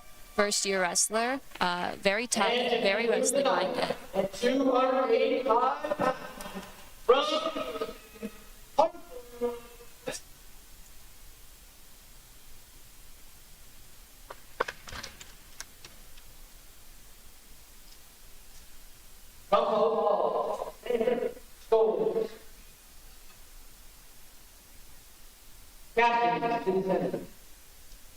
All right, setting up Captain Jimmy Sams for the coin toss to decide who will get even matches and who will get odd matches, and Parker Bagley is our other captain.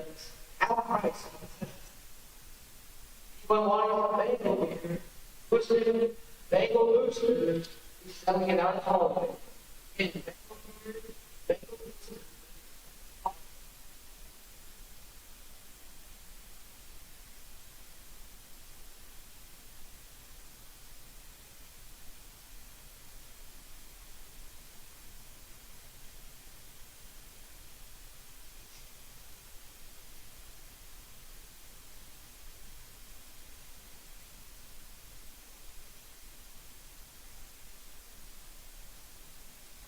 At 98 pounds, forward, up to overall, 74.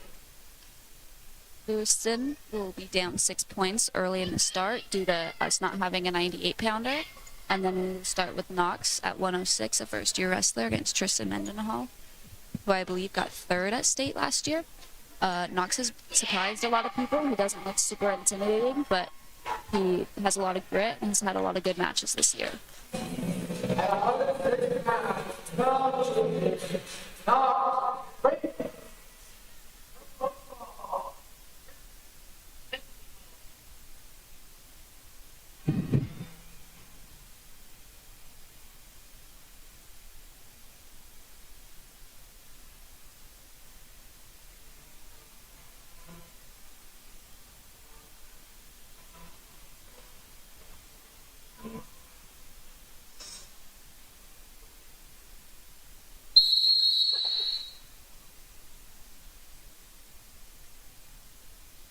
Starting with some hand fighting, and Knox defends a double leg from Tristan. Tristan takes another single leg, and that'll be 3 for Post Falls.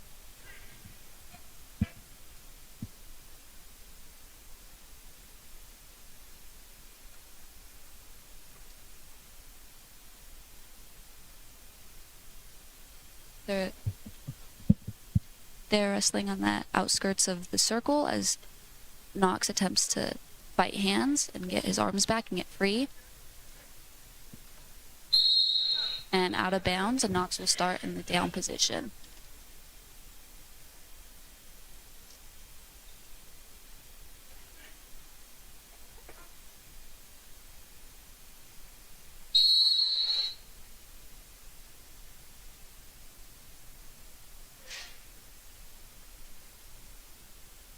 Looks like Post Falls has a leg right in right now, and Knox Reigns is working to defend it.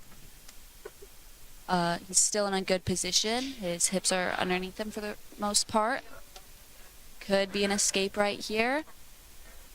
Very close for Knox. Still fighting to get up.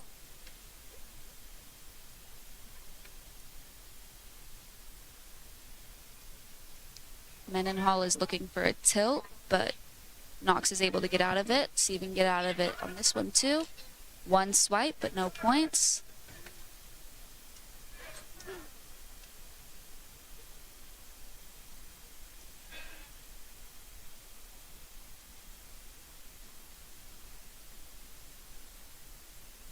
Official Terry shaking his head, indicating that no swipes were given, therefore no near fall points. Knox still working to get off bottom. He's got to fight off his back, and unfortunately gets pinned, and that'll be 6 more points for post falls. Next up will be our 114-pounder, Jimmy Sams, who was a state qualifier last year and is definitely a contender to be a district champ and probably a state pacer this year. Jimmy, second.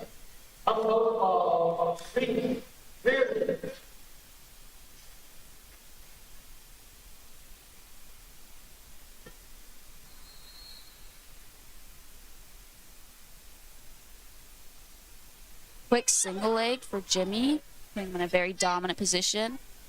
Easy 3 for him. Now he will work to get either exposure or the fall. Post fall is looking to stand up.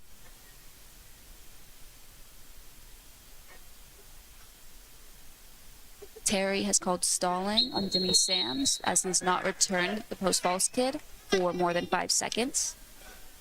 No points yet, but if Jimmy does get called stalling again, post falls will be awarded 1 point.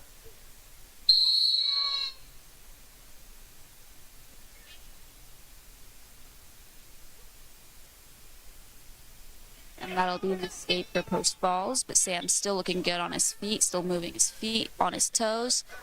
Quick double leg. 3 more, putting Sam's at a 6-1 advantage. Looks like he's working for a 2-on-1, maybe a tilt.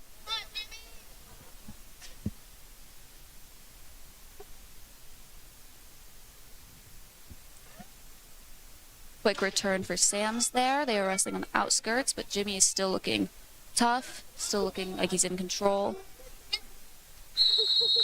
And that'll be 1 for post falls, and they will return to the center in the neutral position. Score 6-2, Jimmy.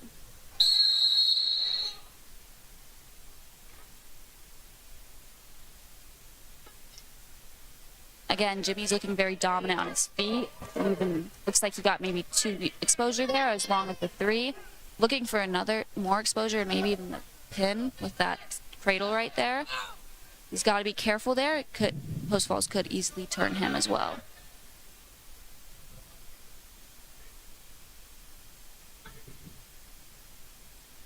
With that 2 and that nice throw right to his back, that'll put Jimmy at 11-2 and a pin, getting 6 points for Lewiston of this duel.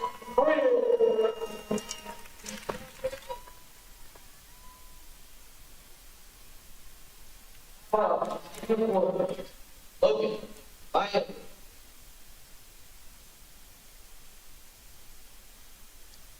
Post falls will receive forfeits at the 120-pound weight class, putting Lewiston at a 12-point disadvantage in this duel.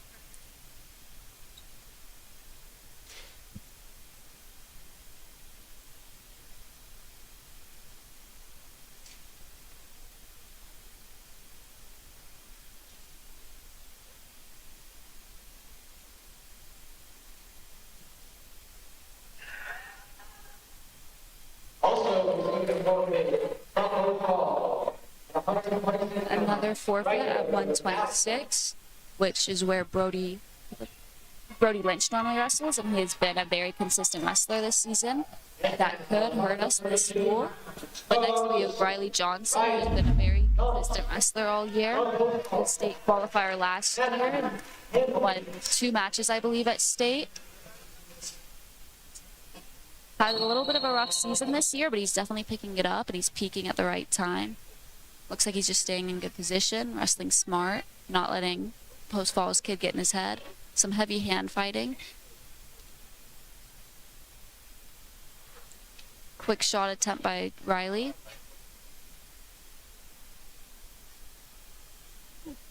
Smart wrestling here. put him in a good scramble, but Riley's takedown being awarded to post falls, but Riley's still maintaining good position, still moving his feet very well.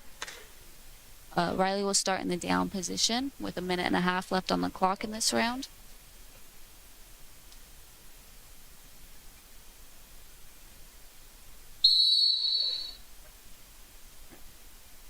Riley looking for a switch to get the reversal. He has legs. He's also got to defend that power half from post falls there. One of the moves that, as a team, they hit quite a lot. Leg rights to a power half. Riley wrestling very smart, though, maintaining good position, seeming to maintain, good head space. Fighting hands very well.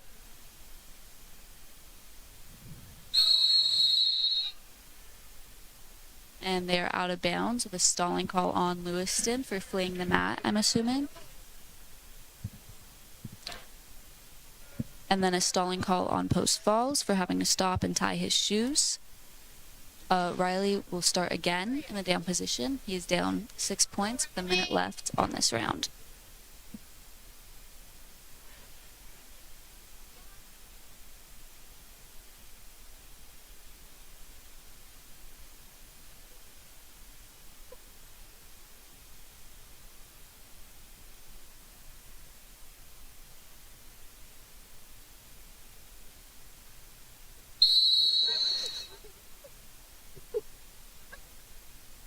Riley's still fighting to get off of bottom. Post fall is looking to throw in a leg ride.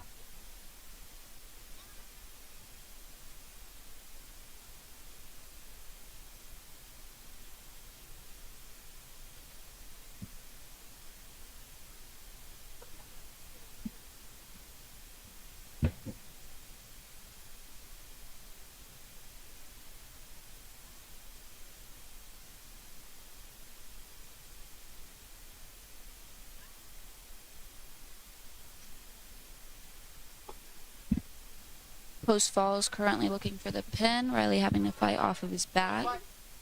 He's gotten back to his stomach, wrestling really very well. Points cannot be awarded for near fall yet because post falls has not changed what hold he has on Riley. And round 2, Riley is down by 10, but he is known to be able to make it all 3 rounds, even against very tough kids. I wouldn't be surprised if he came back and scored. Looks like some blood time for Riley, maybe. Good match so far. Riley is definitely losing, but he's still wrestling very well. He's moving his feet very well.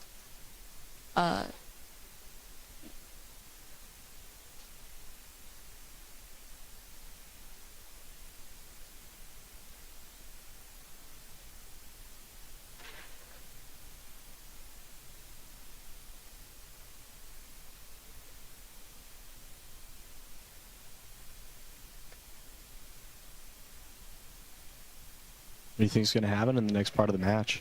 I think if Riley is put in the correct position, if he chooses top or even neutral, he could definitely score from here. One thing I've noticed is Riley is a lot taller than this kid, and I think that could definitely be an advantage if he's put on his feet like he is now, or even on top. On his feet, he definitely has the advantage if he can stay in good position, having much longer limbs than this kid. Mm-hmm.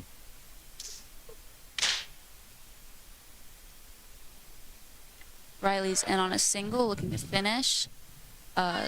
Pretty good scramble right here. Either person could score here. Looks like post falls is trying to lock up a cradle, and 3 has been awarded.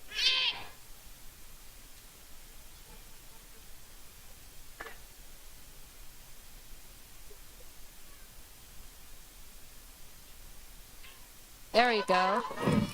It's like... unfortunately, that would be a technical fall for post falls, as post falls has has 15 points. Still good for the duel in the sense that post falls only gets 5 points for that instead of 6, and in duels, really any point counts. Next up at 138, we have Cameron Lamphere. I expect this to be a very good match. Cameron is very strong. Sometimes he's not as technical or as wrestling-minded as he could be, but definitely overpowers kids. He's definitely been a shock for this team as he has been so dominant for only a second, maybe third-year wrestler.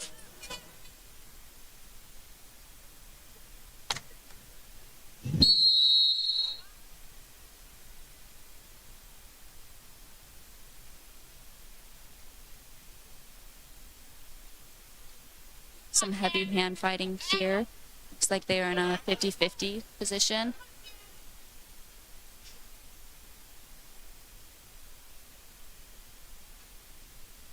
Both are currently in a collar tie, which is hard for either wrestler to score from, putting them into a nice scramble.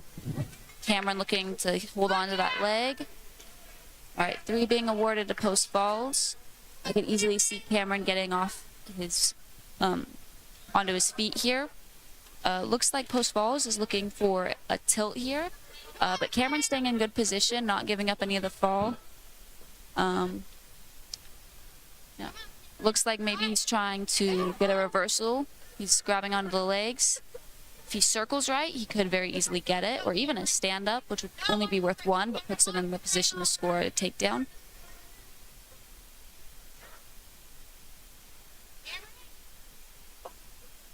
Post falls looking for a cradle. Cameron fighting off his back. Staying in a good position. Unfortunately, a pin for post falls.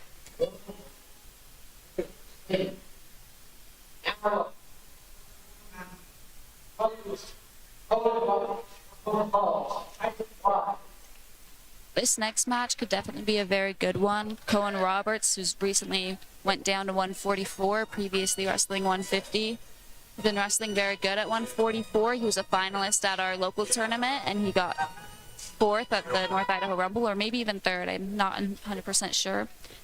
He's been looking good at no matter what weight class he's at, but 144 definitely seems to be a good weight class for him. He's peaking at the right time. Looking for a slide by there. Working some fakes, trying to get to a shot.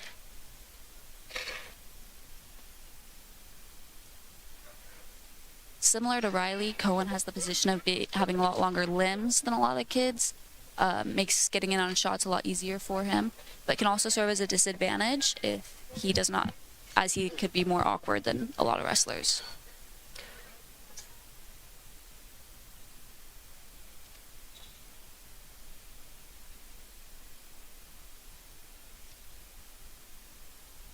Good shot defense by Cohen, putting him right into an ankle pick. Still in a scramble position, no points been awarded. And looks like Terry Cochrane will call potentially dangerous. No points for that, but just a stoppage of the mat to prevent any injury.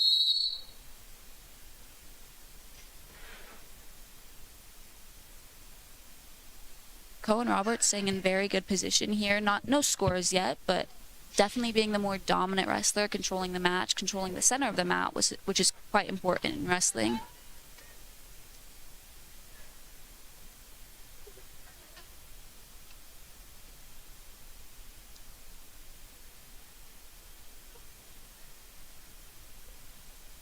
More good shot defense for Cohen Roberts. Looks like he's just barely away from getting that 3 points.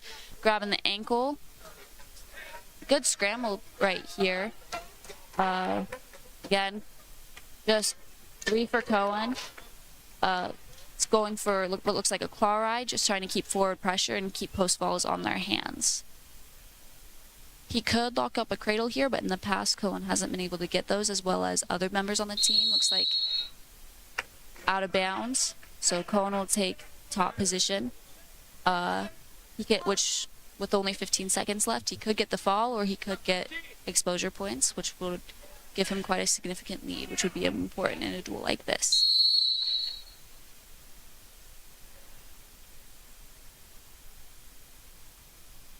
One escape awarded to post falls. Currently in a scramble, with Cohen looking to get another takedown. Time runs out. Cohen Roberts ahead 3-1, and it is Green's choice. Cohen defers to post falls. Cohen will get the advantageous position. I could definitely see him getting some near fall here or even a pin here if he can get to his offense.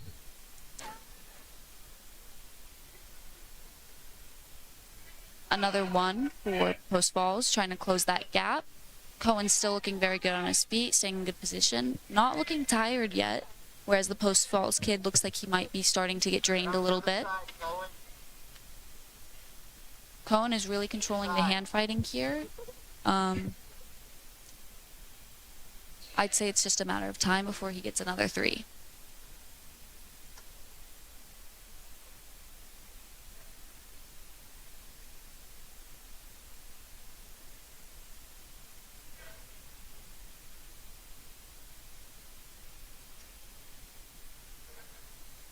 Tough hand fighting by both wrestlers right here. Both are looking to score, trying to get on the legs.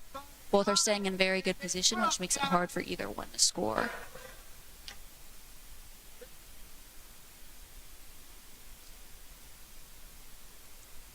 Wrestling on the outside of the mat. Looks like Cohen's trying to circle in as to keep the action going. Returning to center.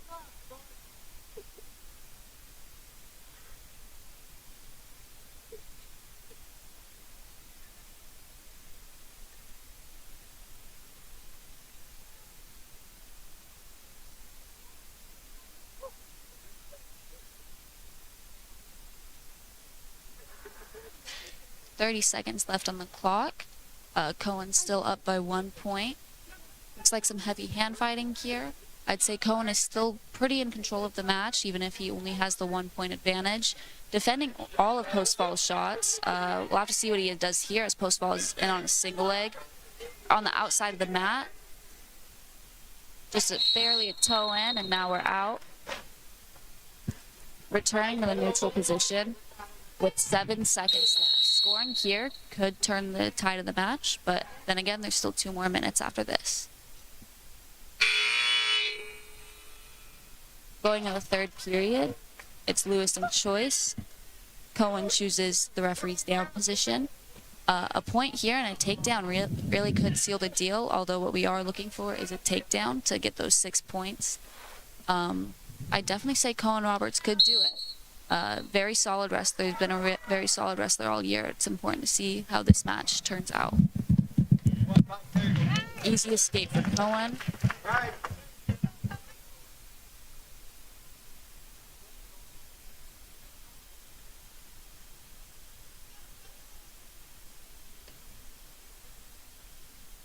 Very heavy hand fighting by both wrestlers. I'd say Cohen Roberts is still controlling the match. Definitely has an advantage over the Post Falls wrestler. Looks like maybe he's trying to go for a low level or something. Clearing the ties here, returning to center. Roberts looks a little heavy on his feet, still in good position, still hand fighting hard.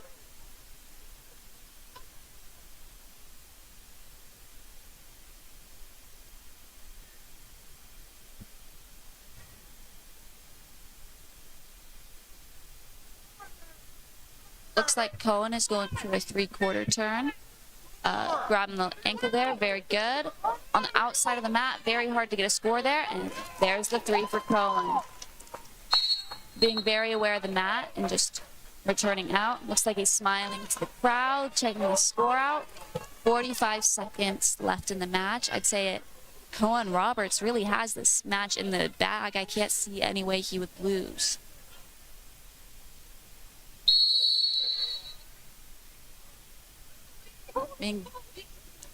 Competing very well on top, better than he has in the previous rounds.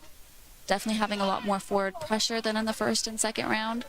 Hopefully he gets the fall here, as that would be 6 points for Lewiston, which would be very important in winning this duel. Looks like he's maybe going for a turret.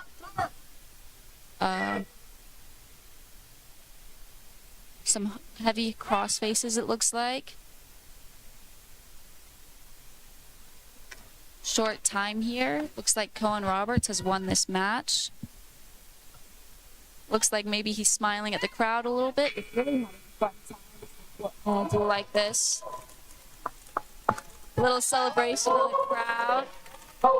Even though this isn't a super dominant win, definitely very important. Any win against a team like this, 6A state champs, it's very important for us.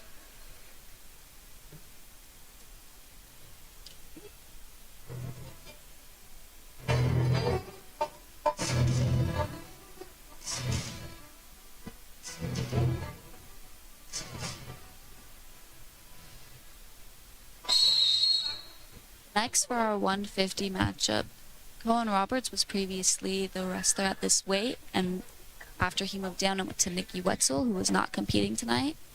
Really, 150, it's a tough weight class no matter where, and Lewiston has a lot of tough kids at 150. Obviously, Nikki Wetzel, who can't compete tonight, is very tough, but this match could be an easy win for Lewiston, even without him.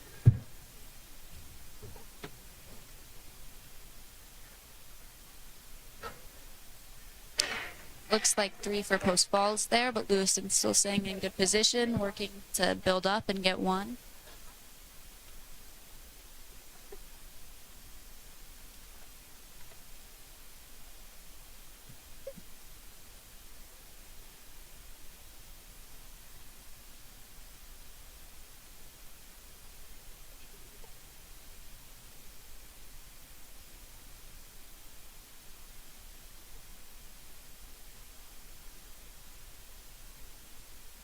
Looks like post falls has an armbar locked up, which is when locked up tightly is a very hard move to defend.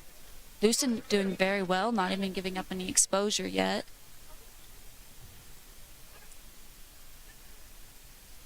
Some exposure has been counted, but Lewiston has fought off their back very well.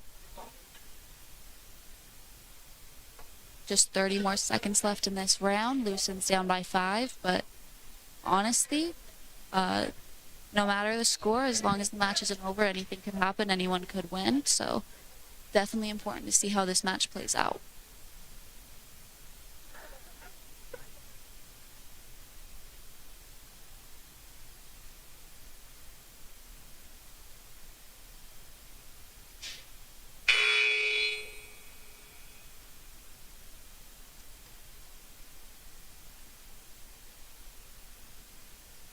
And round 2 in post falls chooses the referee disadvantageous position. This could be a very good thing for Lewiston. We haven't seen him wrestle on top yet, as he was taken down early in the first. Looking strong on top, holding him down very well. And a bit of a scramble here. Looks like post falls has grabbed his legs.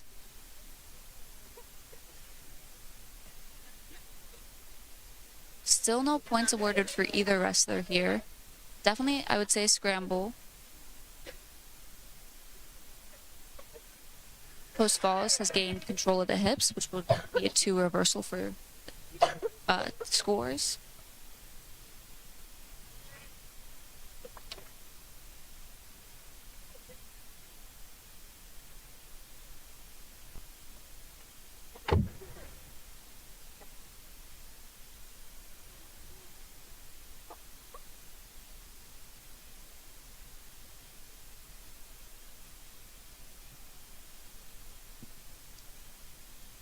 Even down by 7 in this round, I'd say Lewiston is still wrestling very well. I believe this is another one of our first-year wrestlers, and he's putting up a very tough fight against a tough kid from a tough team.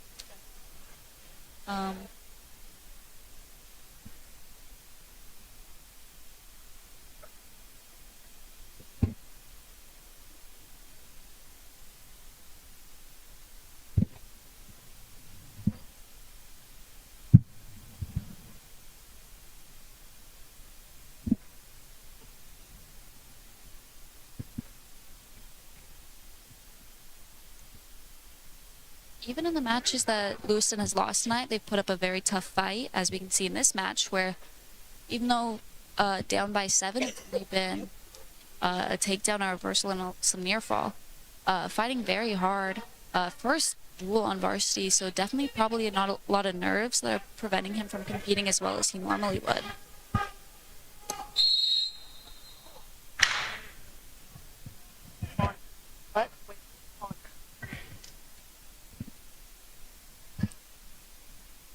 returning to center with 1 second left in this period in the disadvantageous referee's position.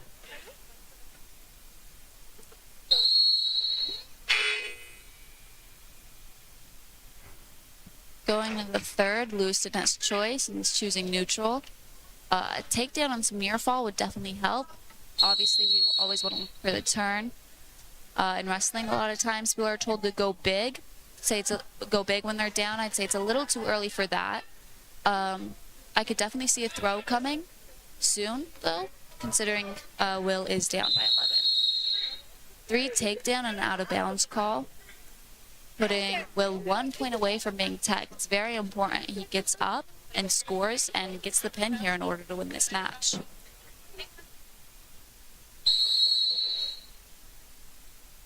Will fighting very hard to get off bottom, defending most, if not all, of Postfall's attempt to get a turn.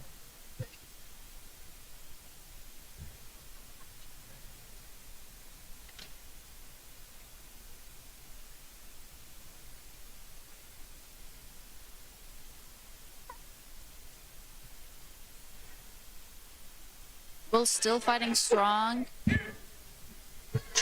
Avoiding the pin would be the best thing he can do here, as even if he gets off his back, the match will be over due to technical superiority. However, if he gets off his back, Postfalls will only be awarded 5 points for the duel instead of 6 that would come with a pin. Will is almost off of his back, fighting very well. Off his back, and Postfalls will be awarded 5 points. Up next will be Mason Fowling. Mason Fowling has had a phenomenal season this year, being ranked #1 in the state at one point. I can see him easily winning this match if he can get to his stuff and if he's in the right headspace. Again, I believe he wrestled this kid at North Idaho Rumble and they had a close match, but I believe Mason came out as the loser. Some heavy hand fighting to start the match. Both wrestlers look very aggressive, very technical, and overall very good on their feet. I believe this match won't be won on their feet. I believe it'll be won with whoever can be more dominant in referee's top position. Mason trying to stay in bounds, avoid a stall call. Out of bounds, score still 0-0 with 1.5 minutes left on the clock.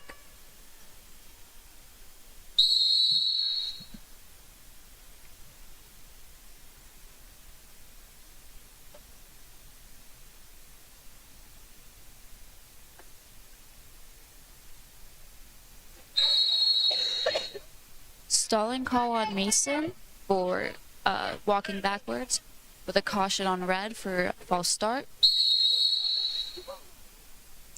I wouldn't be too worried about a stall call if I were Mason, as again, he's a very dominant wrestler. I wouldn't see this match coming that close. Still in a scramble here. Mason staying in good position, working a takedown, holding on to that ankle to avoid getting taken down, honestly. Both wrestlers working very hard to secure a takedown, and both in very tough scramble positions to score. If Mason can pop his head out and get in control of the hits, it would be 3 points for him, which would definitely put Postfalls in a worrisome position.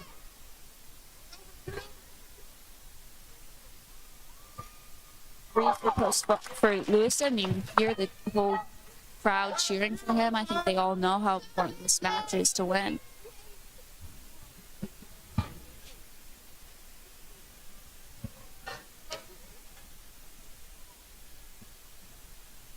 Looks like Mason has one leg controlled, one of his opponent's legs controlled and isolated.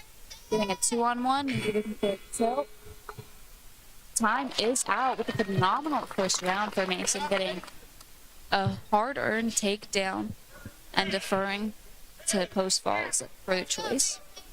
Postfalls chooses the disadvantageous referee's position, putting Mason on top, which is where he really hits his stride. If he can get any type of pin or fall, be huge for the team as well as Mason.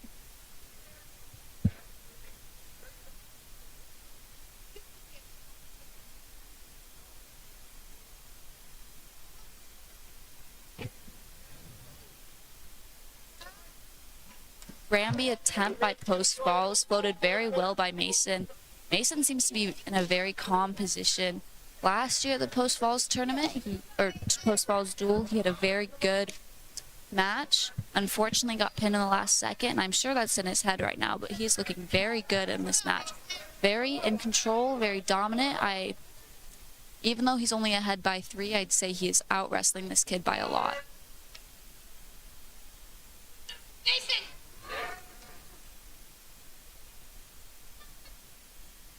In a scramble position here, Mason's still technically in control, but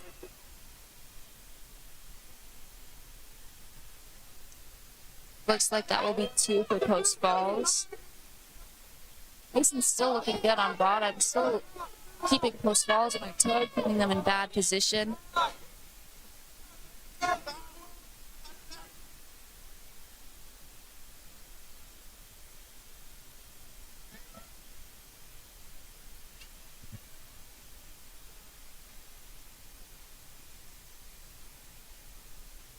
And there's that leg ride to a power half that we were talking about earlier. One of post fall's staple moves. Definitely a staple turn that the whole team has, but Mason is defending it very well, staying very calm and in very good position. 10 seconds left on the clock. I doubt he gets scored on here. In fact, I wouldn't even be surprised if he gets a reversal or a stand-up here.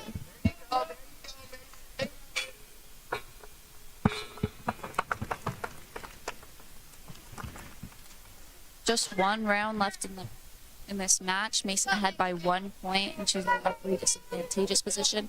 Wrestled a phenomenal in the down position. Post falls couldn't even really attempt to get a turn on him. So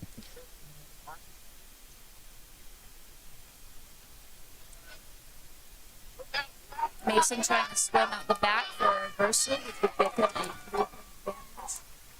After that score, you can really see the whole team light up and just be very cheerful for him. Another Granby by post falls, maybe successful this time. Post falls is awarded the 2. Mason's still ahead by 1.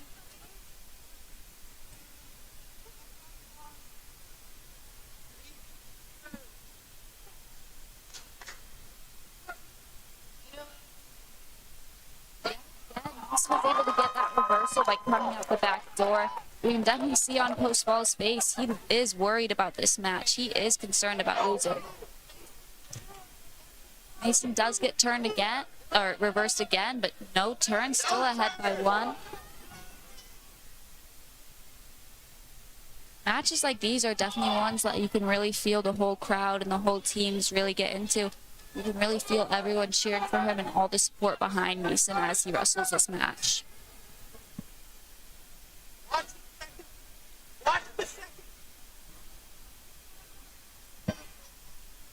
About half a minute left on this match.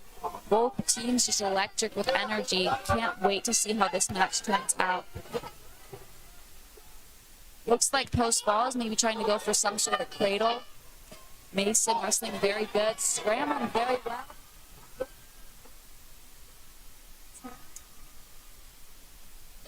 10 seconds left. Mason in great position. I don't see any way he would lose this match.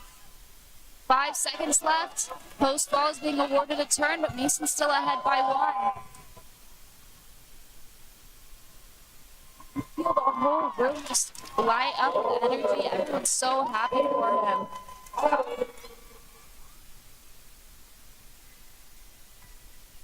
A little celebration for the crowd.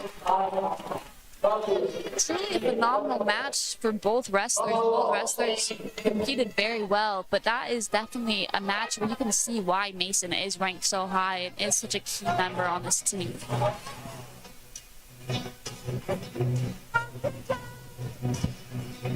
Next up is CJ Wetzel.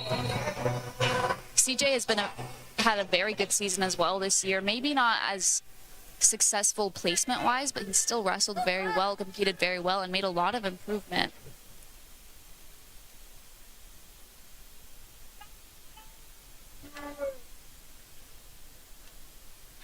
Throw attempt by Wetzel.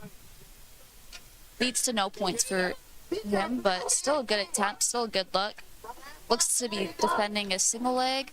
Unfortunately, gets taken down. Ooh, hard cross face. Biting off his back here. Unfortunately, another pin against Postball against Lewiston, but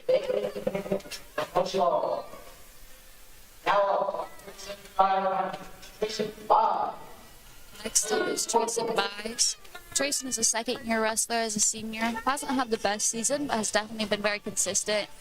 Everyone knows what to expect of Trayson. He'll come out, wrestle as hard as he can, and score some points. Maybe not always win, but he'll always try as hard as he can.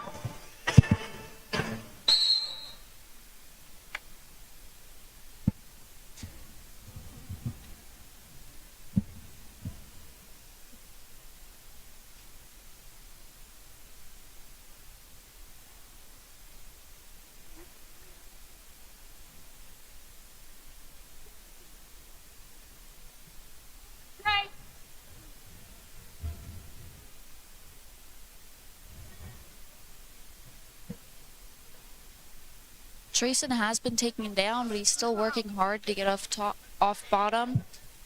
Fighting hard to not get turned as well. Still a minute and a half left, and he's only down by 3. Wrestling very hard. Looking to maybe get an arm throw for a reversal.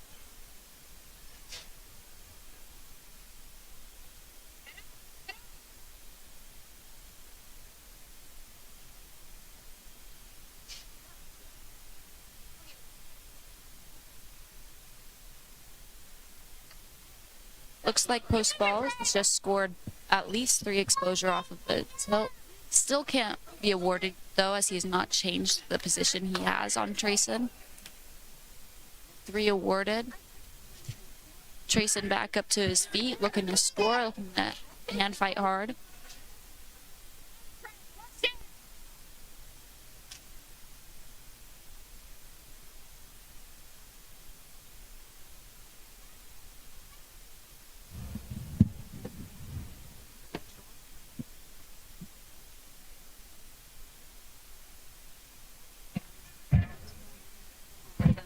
I don't know how to do it.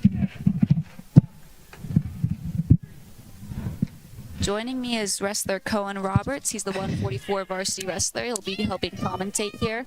Hello, guys. What has been the most unexpected thing you've seen in this duel so far? I think Mace just, that guy was coming at him pretty hard, and he was a little worried for this one, but he got it done, and I think that was a nice win for him, good confidence boost. Even though the score might have not reflected it, I'd say Mason had a pretty dominant win against the Post Falls kid. Close score, but then again, I'd say Mason was in control for most, if not all, of the match. Yeah, I would say, yeah, that guy came out hard, but Mace just kind of stayed calm, stayed in his position. He didn't let that stall warning, like, frustrate him. He just stayed on it, stick to his game plan, and came out with the dub. Yeah. Trayson B's here, down by 11, still wrestling hard. Now down by 14. What do you have to say about this match? I say it's just about over, but I like the fight that Trayson had, and you know, I think this is a good learning experience for him. He is a senior, and he wants to get those good hard matches so he can prepare for districts and possibly more. All right, next up, Bradley Waits. Bradley Waits hasn't wrestled 190 on varsity very much, as he's been behind sophomore Kellen Rupp. I could definitely say he could have a very good match tonight. It's hard to say, not having seen him at these varsity level tournaments and events. What do you have to say about Bradley? I think Bradley's a senior, and he's hungry, and he wants to get some good, tough wins before his career, or at least his season's over. I think he just wants to wrestle hard, get some wins before postseason. Bradley's been a very consistent wrestler all 4 years of his high school career. Maybe not always the best on the team, maybe not always having the most wins, but very consistent. You can always know what to expect of Bradley. Yeah, he may not do the most fundamental moves, but he does his moves, and he's fun to watch for sure. Yeah. like that foot sweep attempt. Again, is it Post Falls or Coeur d'Alene that's known for hitting foot sweeps? I don't really know. Like, whoever learned it from Helen Maroulis, though.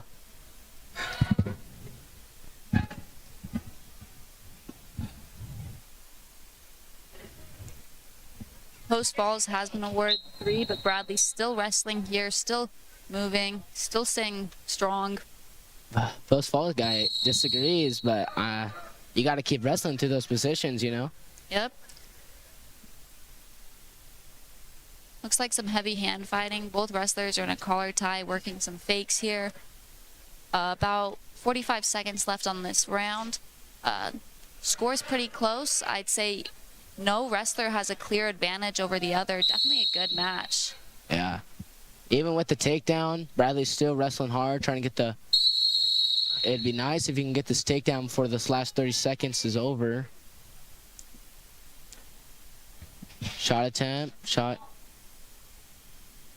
Ooh, keep wrestling. Oh.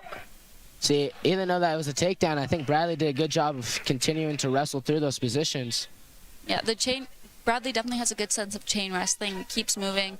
Something a lot of our younger kids on the team definitely lack. See, that's... Very good wrestling there, good scramble. Just looking for any scoring he can get, really. Yeah, I think it's pretty clear one of Bradley's best attributes is just chain wrestling, continuing to wrestle. You know, he might be down, but who knows when he continues to wrestle. All right, going into round 2, Bradley is down by 4, but still wrestling very well. Still moving his feet, still heavy hand fighting. Looks like Post Falls chooses the disadvantageous referee's position.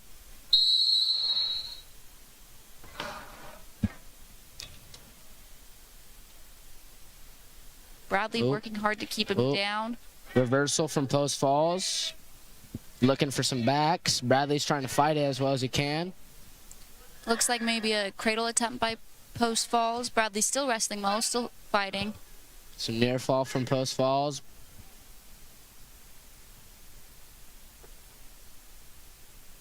This makes the score 2-12 in favor of Post Falls.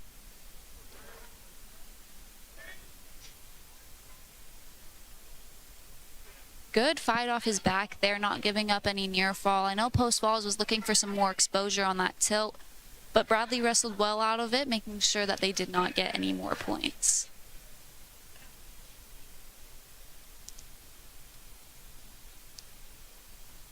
Post Falls goes cradle. Bradley's trying his hardest to fight out of it. No back points, but he's going half.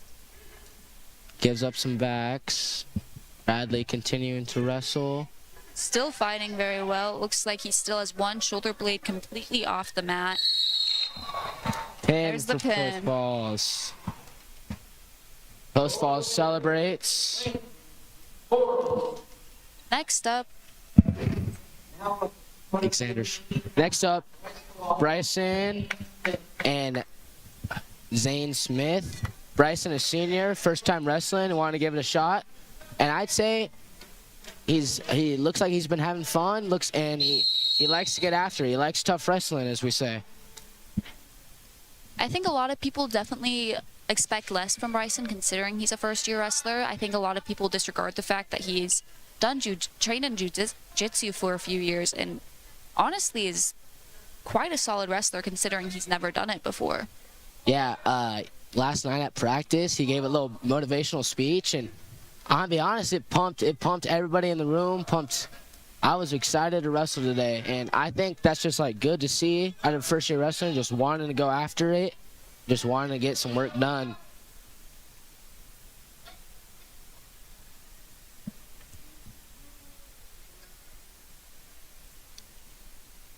And sending over unders, they're pummeling, trying to get the advantage over one another.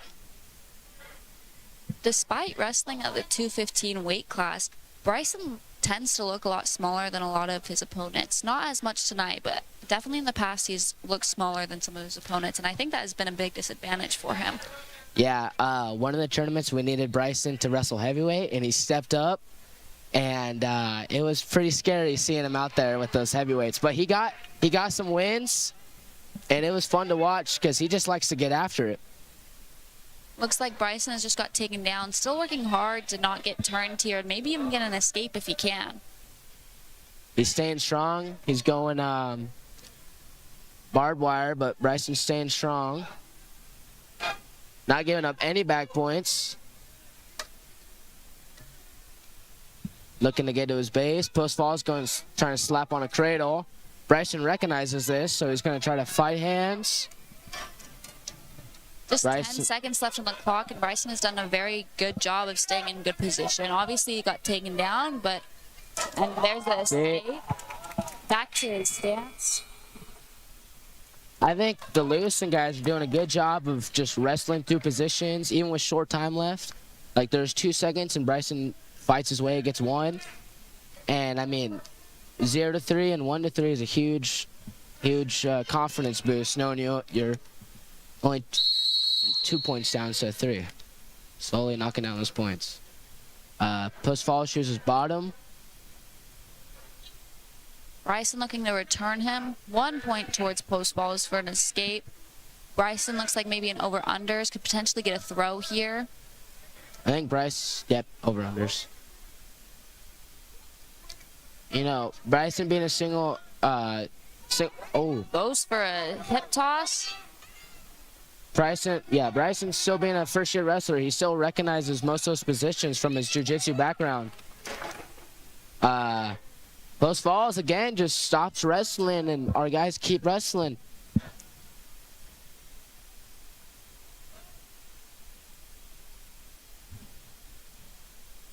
Bryson down by 3 here, but still staying in good position, staying heavy on the head. Pretty light on his toes, keeping his feet moving. Wrestling very well today.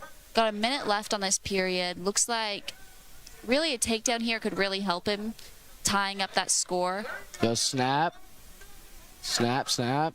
Going out maybe. Still got a foot in. Showtime, yeah. Referee calls it out. They will return in the center in the neutral position.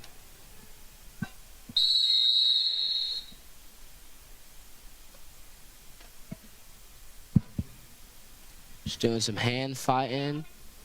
I've definitely noticed a lot of heavy hand fighting from post falls this duel.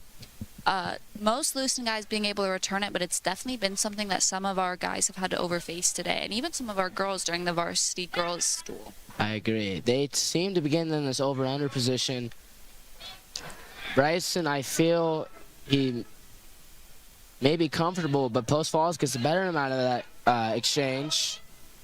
Bryson fighting off of his back here. Referee looking for the pin. Hopefully, time runs out last second. Bryson knew there was short time, knew to keep fighting. Time runs out. Down by 12 here. Really, the best thing for Bryson to do here would be to get the pin, as it seals his victory and also get 6 points for the team. But he could also potentially get a takedown and some near fall to win the match. Yeah. Bryson knows he's down. He's pushing in. He's trying to look for something. Good slide by attempt by Bryson there. Back to the... Looks like he's got double unders this Jacking time. him up. Over unders. Looking for a throw maybe. I think the Lewiston guys are just doing a really good job of just train wrestling and just keep bringing it to post falls, just not giving up. Back to over unders. Unfortunately, post falls gets the better of Bryson here. Yeah. Bryson's still fighting. Trying not to give up 6 for his team. Down by 15, so if he does get off his back, it will be 5 for post falls and the match will be over. Bryson's still fighting hard, not getting pinned, trying to not give up that extra point.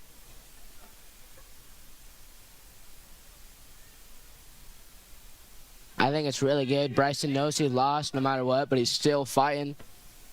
I think that just kind of proves what type of guy Bryson is, you know, just doesn't want to give up.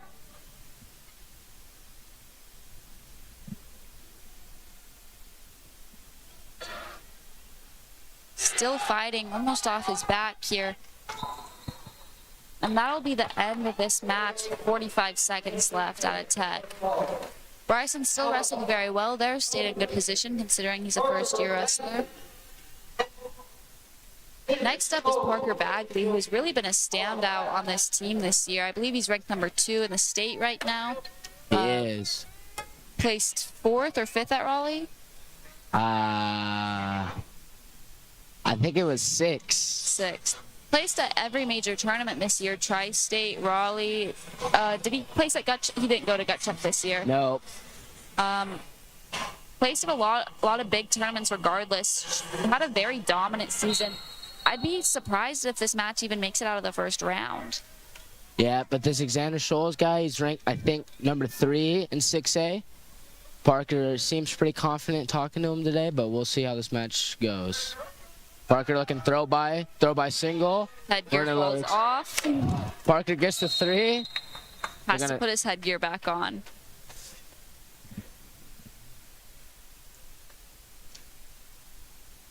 Looks like also blood time for post falls. Parker this past weekend got first at the North Idaho Rumble. Quite a big tournament in the state of Idaho. Definitely helped him see some tough kids, get some good matches. Probably a big confidence boost for him too. Yeah, I'd agree.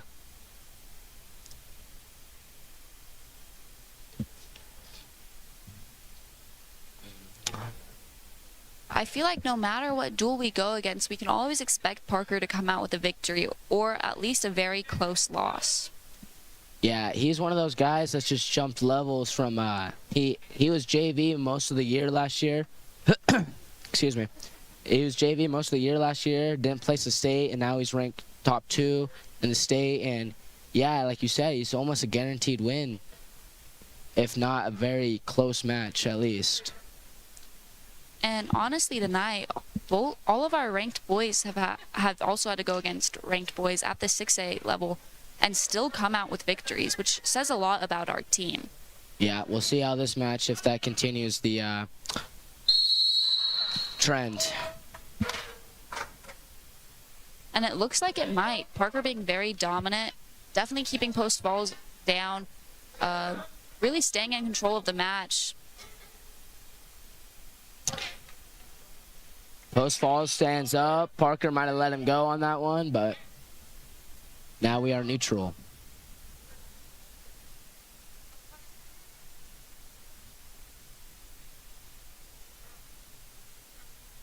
And a 50-50 position right here with the collar ties. Both wrestlers looking to get a takedown here.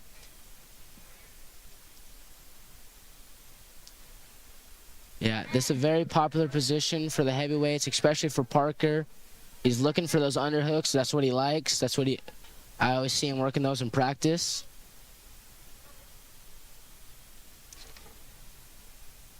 Looking for it. Coach Looks like Colin. some pummeling right here. Yeah. Coach Colin's calling for the underhook. He knows that's what Parker likes.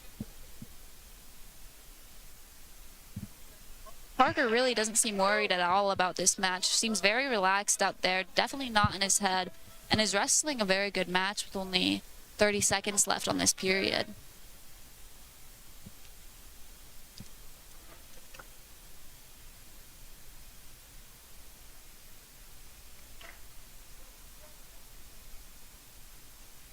It's crazy. This is considered a long match for Parker. Usually he gets it done in the first. This one's going to go a little bit longer. I think at Raleigh Lane he had a 10-second match. Raleigh Lane's one of the hardest tournaments probably in the country. At least in the Pacific Northwest.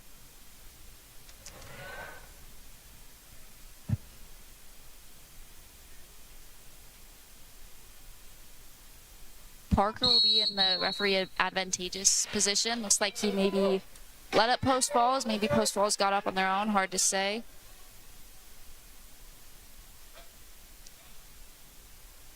Parker wrestling very well on his feet, staying in good position, and having some good hand fighting here.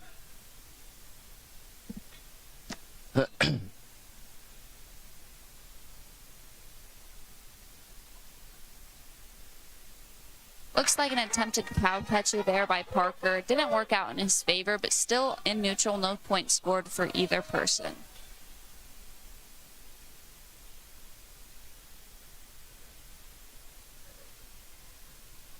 Looks to go knee pick. Post Falls does a good job fighting out of it.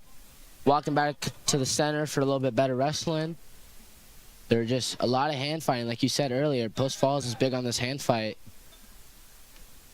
Both wrestlers coming out with some good shot attempts. Obviously, Parker got a takedown in the first round, but both have had at least one shot attempt that has been stopped by the other person. Excuse me. Less than a minute on the clock. Just still hand fighting.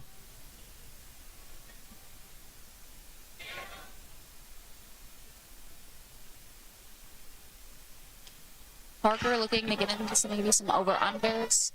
Some good pummeling happening here. Definitely probably looking for a takedown to finish out this round. Yeah.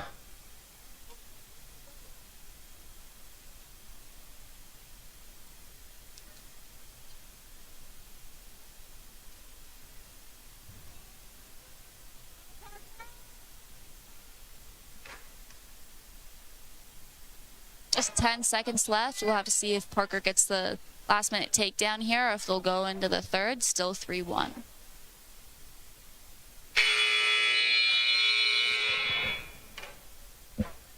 End of the third round. It's Parker's choice. Looks like he's choosing bottom. Yeah. A stand-up and a takedown would probably solidify the match for Parker. Even a reversal here would definitely... I'd say it'd be very hard for Post Falls to score again. Maybe a stand-up, but I don't see Post Falls getting a takedown on Parker this match. Yeah. It's been pretty rare to see Parker on bottom, I'm going to be honest. But he believes nobody can hold him down. I believe nobody can hold him down. So let's test that theory. See? Quick reversal there. Less than 3 seconds to get that. Putting Parker ahead by 3 points. We'll have to see if he can keep Post Falls down. 1 point for Post Falls. Still in neutral, though. Still...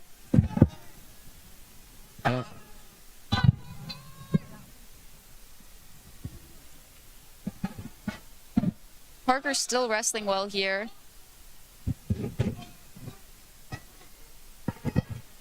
Parker's still wrestling well here.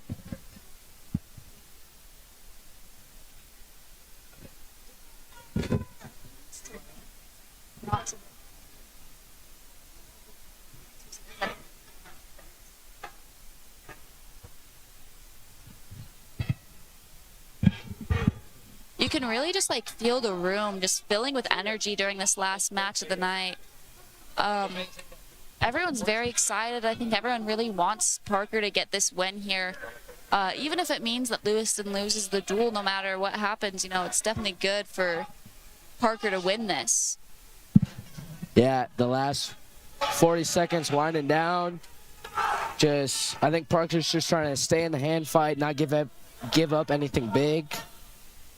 Looks like Parker checking the time for a sec, making sure he has time to not get thrown. Down by 2 here, or up by 2 here, so a takedown would put Post Falls in a winning position, but Parker seems very calm, very relaxed. Post Falls pushing in, digging, trying to get those unhooks. Parker's doing a good job of pummeling back in, getting his.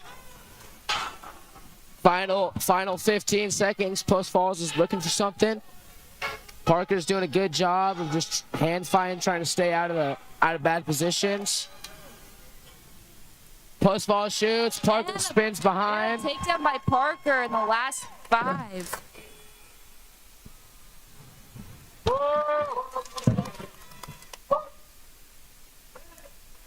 And that does it for the Lewiston Post Falls duel, making the final score 15-63 with obviously a very dominant win by Post Falls, but still some great matches to come out of that. Standouts being Mason Fowling, Cohen Roberts, and Parker Bagley among others. Definitely excited to see what next week brings with Lewiston versus Lake City and Lewiston versus Coeur d'Alene.